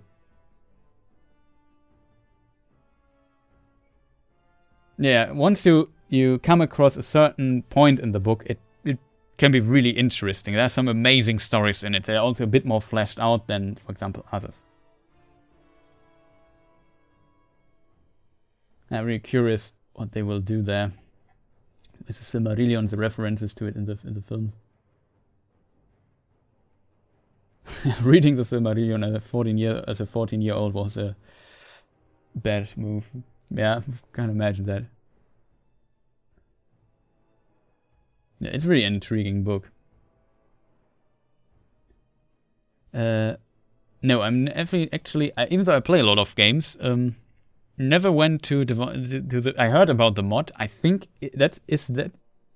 No, I'm not actually sure. That's not the mod. What was his name?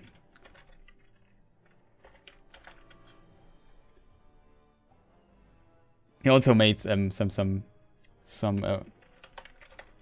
lore videos. Arachir Galodirithon, I think is his name. Isn't he working on this mod for a thing, or was it a different one? However, yeah, that's.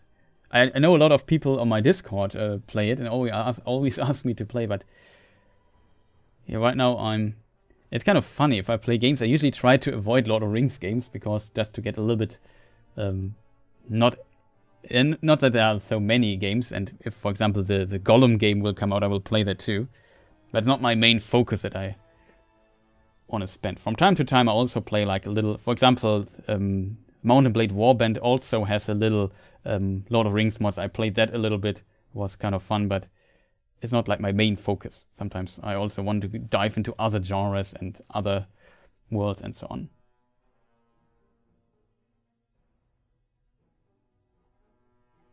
And friends, goodbye to all. Okay, nice that you were here. Wish you also a fantastic rest of the day.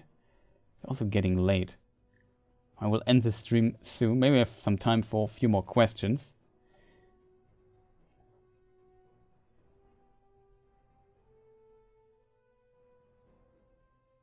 What do you think of the suggestion that Saruman found Isildur's remains and burned them?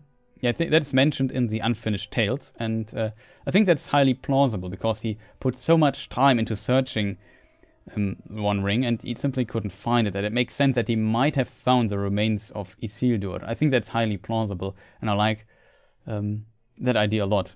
So for me, it's in my head canon too that this actually happens.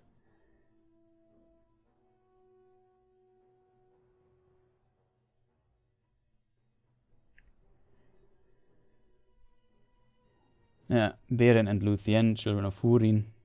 Oh, fantastic. He's a lead developer. Yeah, he's also a great dude.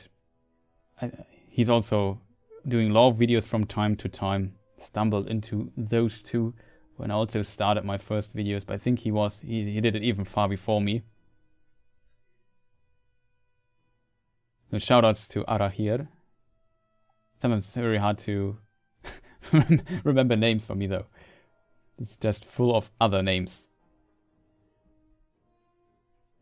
But no, I have not played those. Oh, wait.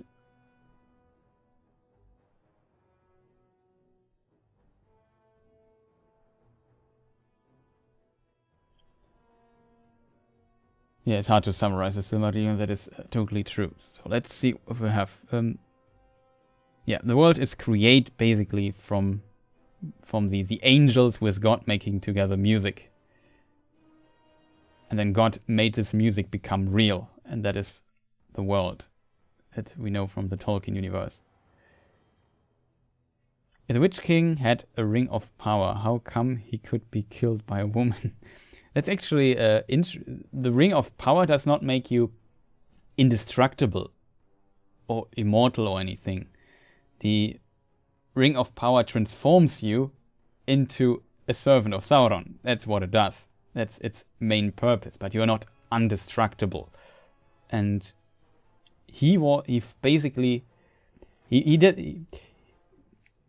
Of course, remains of the Witch King are left, but they are just basically reduced to nothingness. So to such a small point that he can't recover from that in any form.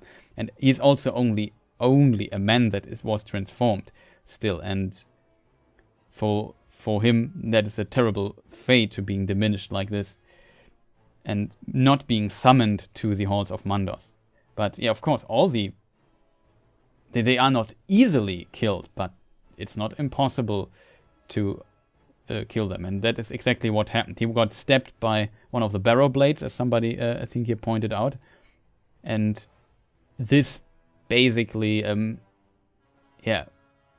wounded him to a point that Eowyn could finish him off with a sword. And that was his fate. That is how it was described, that he would die. He knew it.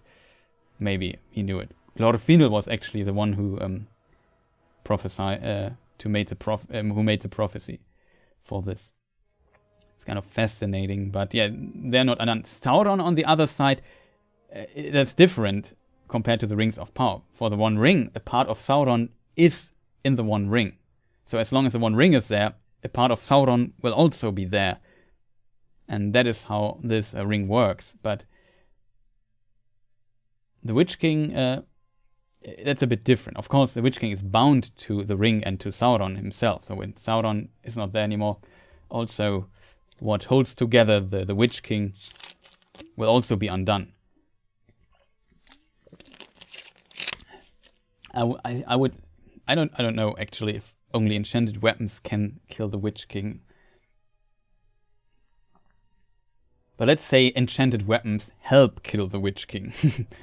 Enchanted in the widest sense, in the sense of the barrow daggers, I guess. They definitely help kill him.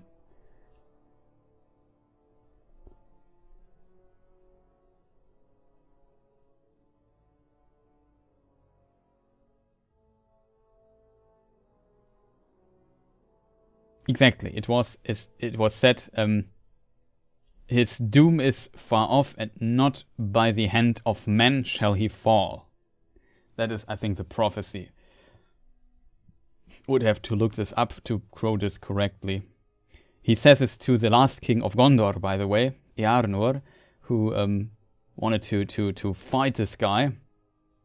And Glorfindel warns him and says, "Do not chase him further. Far off is his he will not return to this land. Far off is his doom. Not by the hand of men will he fall." I don't have the quote in front of me, but something like that. And that's basically it. So it says he will fall. So the Nazgul will have physical bodies. Yes, kind of. The main part of the Nazgul is just, that's how I understand it, transferred to the unseen.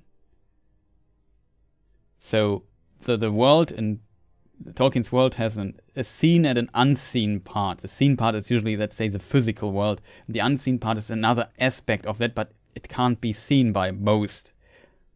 I have a very long video. Okay, can I post it here? Of course I can. It's my channel, right? I only have to find it. That might be the complicated thing. Maybe I've seen it. It's called Seeing the Unseen. I go into some detail when you can see it and so on. Probably won't answer your question in detail, but that's the best I can do right now. There's a really complex topic where we go look a lot into what it takes to see the unseen.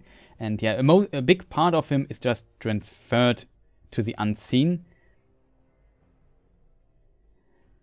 and then they are invisible, and they need those cloaks to give them actual form in the seen world, even though their unseen form can be revealed by the noon sun and so on. So there's a lot of details surrounding this. And let me see if I can find it in the Lord of the Rings really quick, because I think it would be easy to find.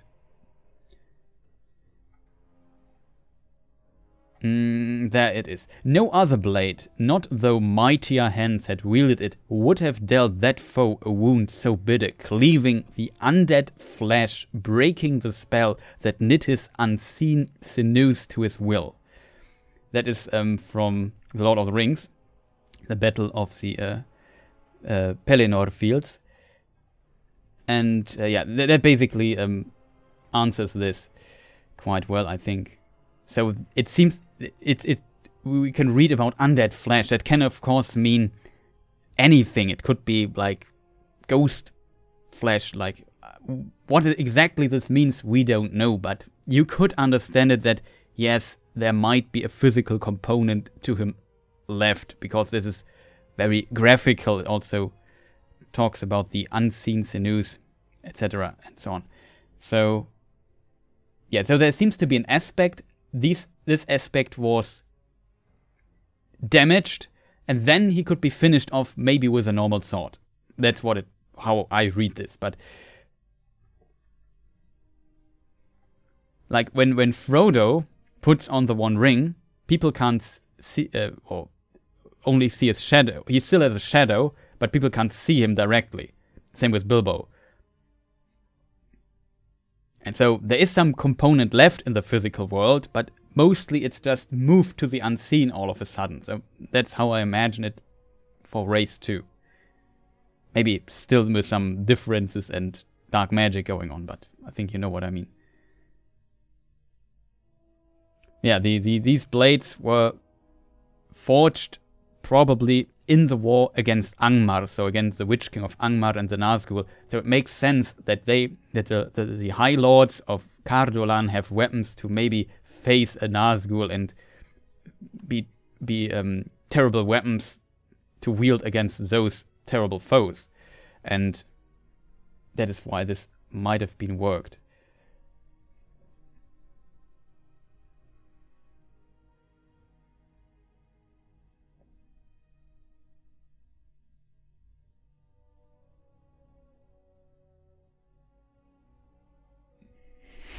So both versions of men work. Yeah, that's true.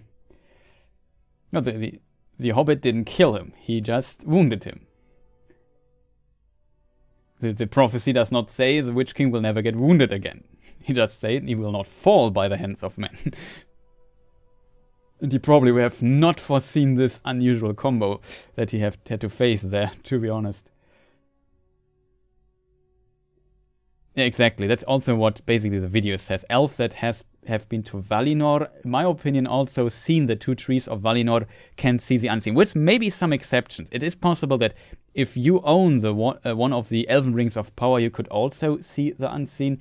Maybe if you are, I don't know, like Elrond won, I don't know, 16th Maiar or something, you can also see. I can imagine that Elrond can see the unseen too. I'm not sure though. In theory he should not, because he never was to Valinor or to Aman and never has seen the two trees of Valinor too, but that's a different story, I guess. What actually, he might have seen it. Do you know why? Because his mother, Eowyn, she carried one of the Silmarilli, and in the Silmarilli, the light of the two tree is trapped basically, or part of the light is trapped.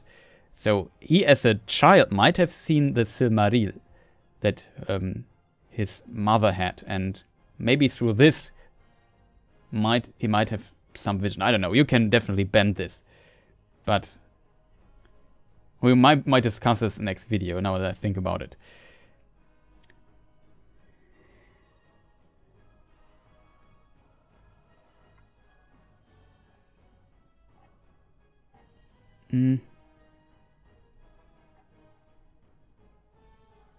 For example, that's another interesting point. When Gollum bites off the finger of Frodo when he has one ring on. So the physical world seems still to connect to the unseen too. It's only like it's only unseen but not removed from the physical world when you are in the unseen. So you still can interact with the physical world, it seems.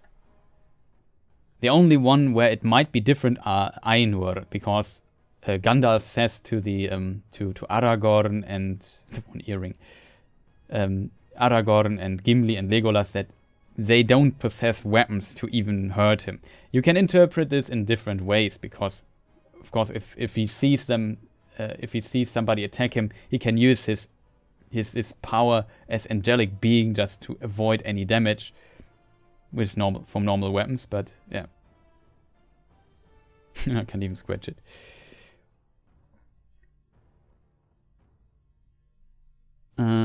Elven blade effect. Crudauer and Minoan Men of Numenor, unlikely. Baron blade.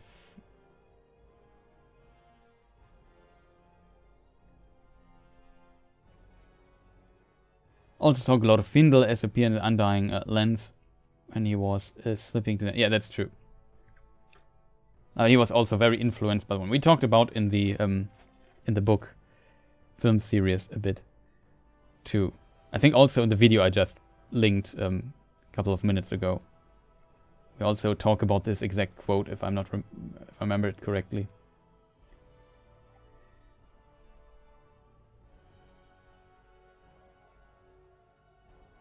Wouldn't an elf who was see through Sauron's disguise and know him?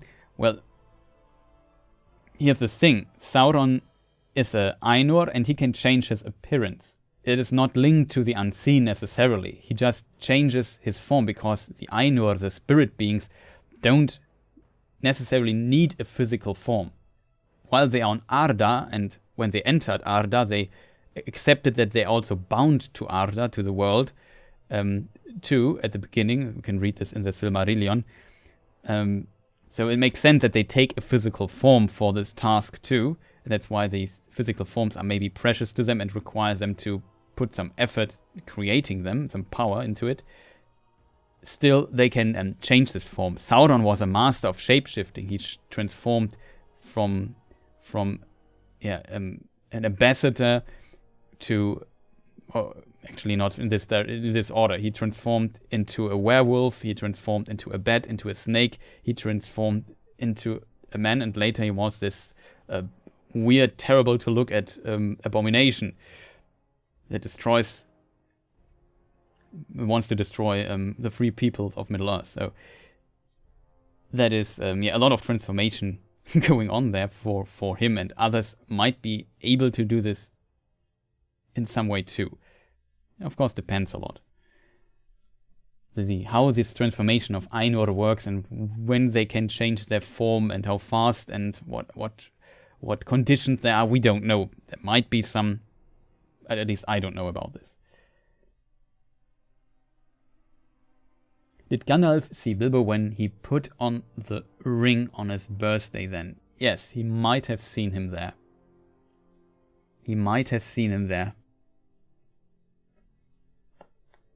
He definitely could follow him.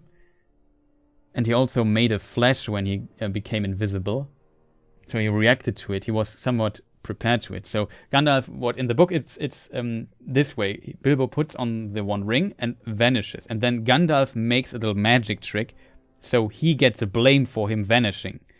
So people shouldn't know that he has a magic ring that makes people invisible. Because this news would maybe have made the situation much, much more dangerous.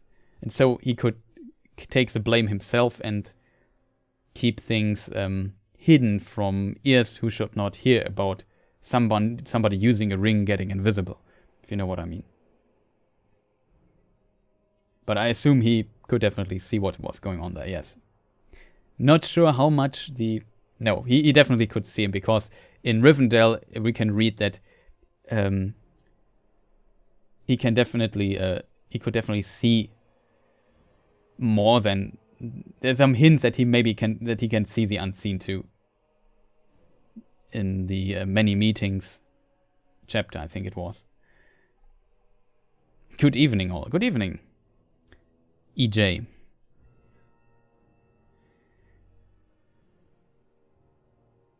Could Sauron eventually attain so much power that he would be more powerful than God himself? No, I think that is impossible. I mean, even his master, who was much, much more powerful than Sauron, at least at the beginning, tried that. He wanted to, Morgoth, there are some notes that he wanted to find the so-called secret fire, or the flame imperishable, which is the ability, let's call it the ability of God to create souls, to create life, sentient beings. He wanted also for his to make his own creation.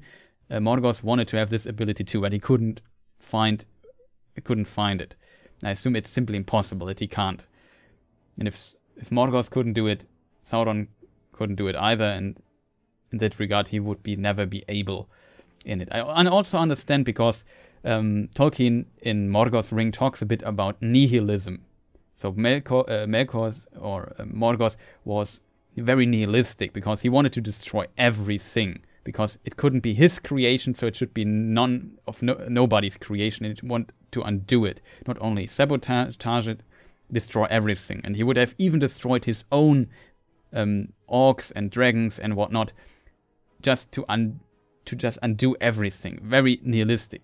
Sauron, on the other hand, is also described as nihilistic, but he wanted actually to maintain this, just rule over it as God King. And that was a very different kind of evil in that regard. But Sauron was, maybe that's how I understand what Tolkien means with nihilistic. Ultimately, he must have forgotten that, or must have not overlooked, it seems on purpose. Sauron ultimately could not win. That's impossible, because he has to face God and he can't defeat him. At the end, God will always, because God is just the most powerful entity in this universe, in Tolkien's universe, that created everything. So he never can overcome Eru. In this way, it's also nihilistic that he tries to exactly do this, to make it his creation and rule over it as God King, but he has to ignore that it's ultimately not possible, and this ignorance he has can be seen as maybe somewhat nihilistic too, but it goes into a very philosophical kind, I guess.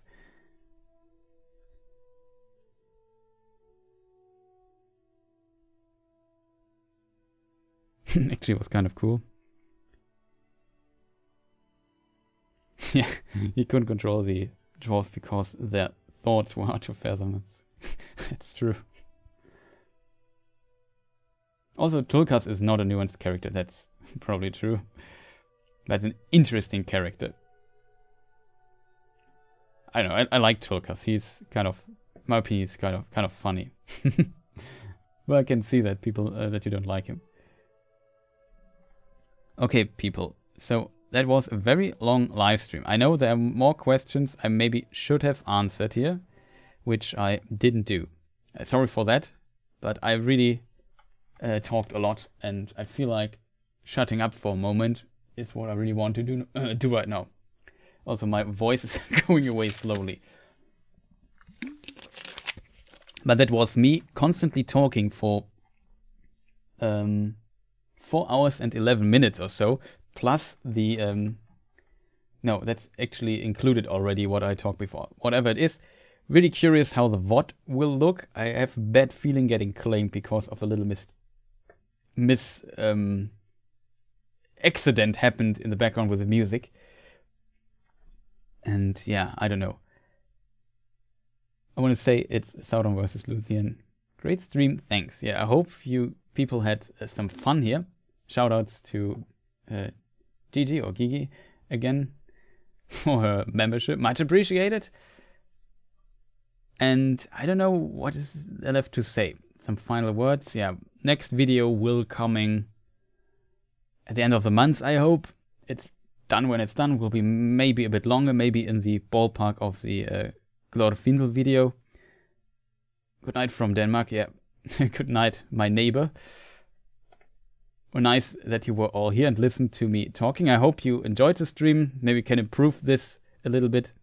I don't remember hearing any music. I made it very, very, very silent. not loud, quiet, whatever the correct word is. So, because I hear the stuff on my computer louder than you hear it in stream, so it's always a bit difficult for me to figure out the volume. We can figure out volumes in the future when I hopefully not screw up as I screwed up today. Sorry again for being late, even though I didn't expect being late. And then I understand why some people thought, hey, you're late or something. I didn't understand that because I thought I was like sending for half an hour. Also, thank you to my mod, Modo, aka Kirdan. Very, very nice of you for helping out and seeing that everything works.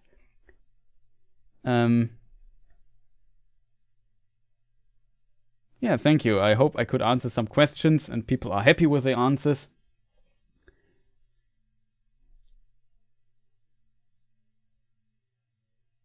You could just stream and say Tolkien names and places. Yeah, I probably could do it. I know that the topic of me saying the names somewhat correctly or trying to is a bit controversial even among my viewers. And yeah, I don't know, but now I can't do it differently anymore. I do it for 4 years. It's very difficult to change it a bit. Awesome evening. Thanks a lot. Happy you like it rubs Kirdan's beard. Yeah, that's a good reference. So, not bad for first time. I stream also on... oh, it's Noel who wrote this. Yeah. Also stream on Twitch for people who might not know this, but that's not Tolkien focused. Just play some games as a side project. I think I wrote Twitch wrong. That's why it's not working.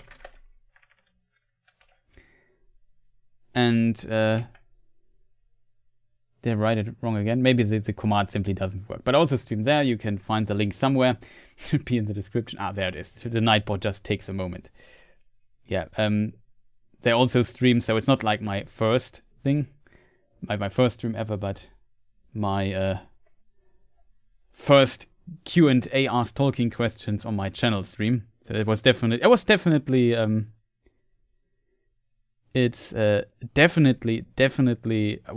nervous when I started the stream. But yeah, in the end, it worked out quite well. Hope I could make up for the delay. I love the effort you put into the pronunciation. Yeah, thank you. Much appreciated. I guess it depends on the context and so on. Oh, sorry. Thank you for the stream. It was nice. Maybe... With Lightbeat of Celebrimbor always give you new ideas. I hope it will. Already gave you a follow. Nice, thank you. Much appreciated. Yeah, I don't know what's coming up next on my channel. Like I said, I have still a gaming related video which I'm stuck at right moment in the production a bit. It's like changing the script a lot and not sure where it goes and how to make it. Kind of weird situation there. It eats up a lot of time, even though it should have been done like weeks ago. Sorry for that. Also, there's another project I will maybe announce later. I might involving some guests that appear in the live stream. We will see what happens there, but announce it later when I have more to say about it. But there are some projects planned in the background, so look forward for more Tolkien and also a bit gaming related content here and there. I hope you enjoy those. If people here like science fiction, I always want to hint at my Cyberpunk video, which in my opinion is a really good video. And people might have overlooked that one, but I think it's also great. It's about the origin of the subgenre of cyberpunk, in case you're interested in science fiction too. Not only fantasy, but of course, that's just a little experimental exception video. My focus will stay on Tolkien, of course. Topless dwarven woman, I'm there. Yeah, exactly. Hit the like button. Leave a comment on videos. That always helps. If you want to support this channel, recommend me further if you enjoyed this here. And yeah, now I just keep on talking and talking. I should stop with this. So I wish you all a fantastic rest of the day or fantastic evening. Sleep well. I'm very hungry now. I will definitely eat something. My stomach is saying, please feed me. So that's much needed. I hope you enjoyed this. We will do this too, like in maybe 2 weeks or so. Another little stream maybe next week. I don't know. I need to see how my video schedule is going on. Probably in 2 weeks and anything else, maybe next month. I don't know. We will see. There will be another announcement for it. And next time I will start when I say I want to start. I hope that works better and we can overcome the difficulties. Let me check something out really quick. I have also like a screen to end the stream. Just have to find it. There it is. So we can switch to that. Yeah, so thank you all for staying, for all the support. Have a fantastic rest of the day, and goodbye.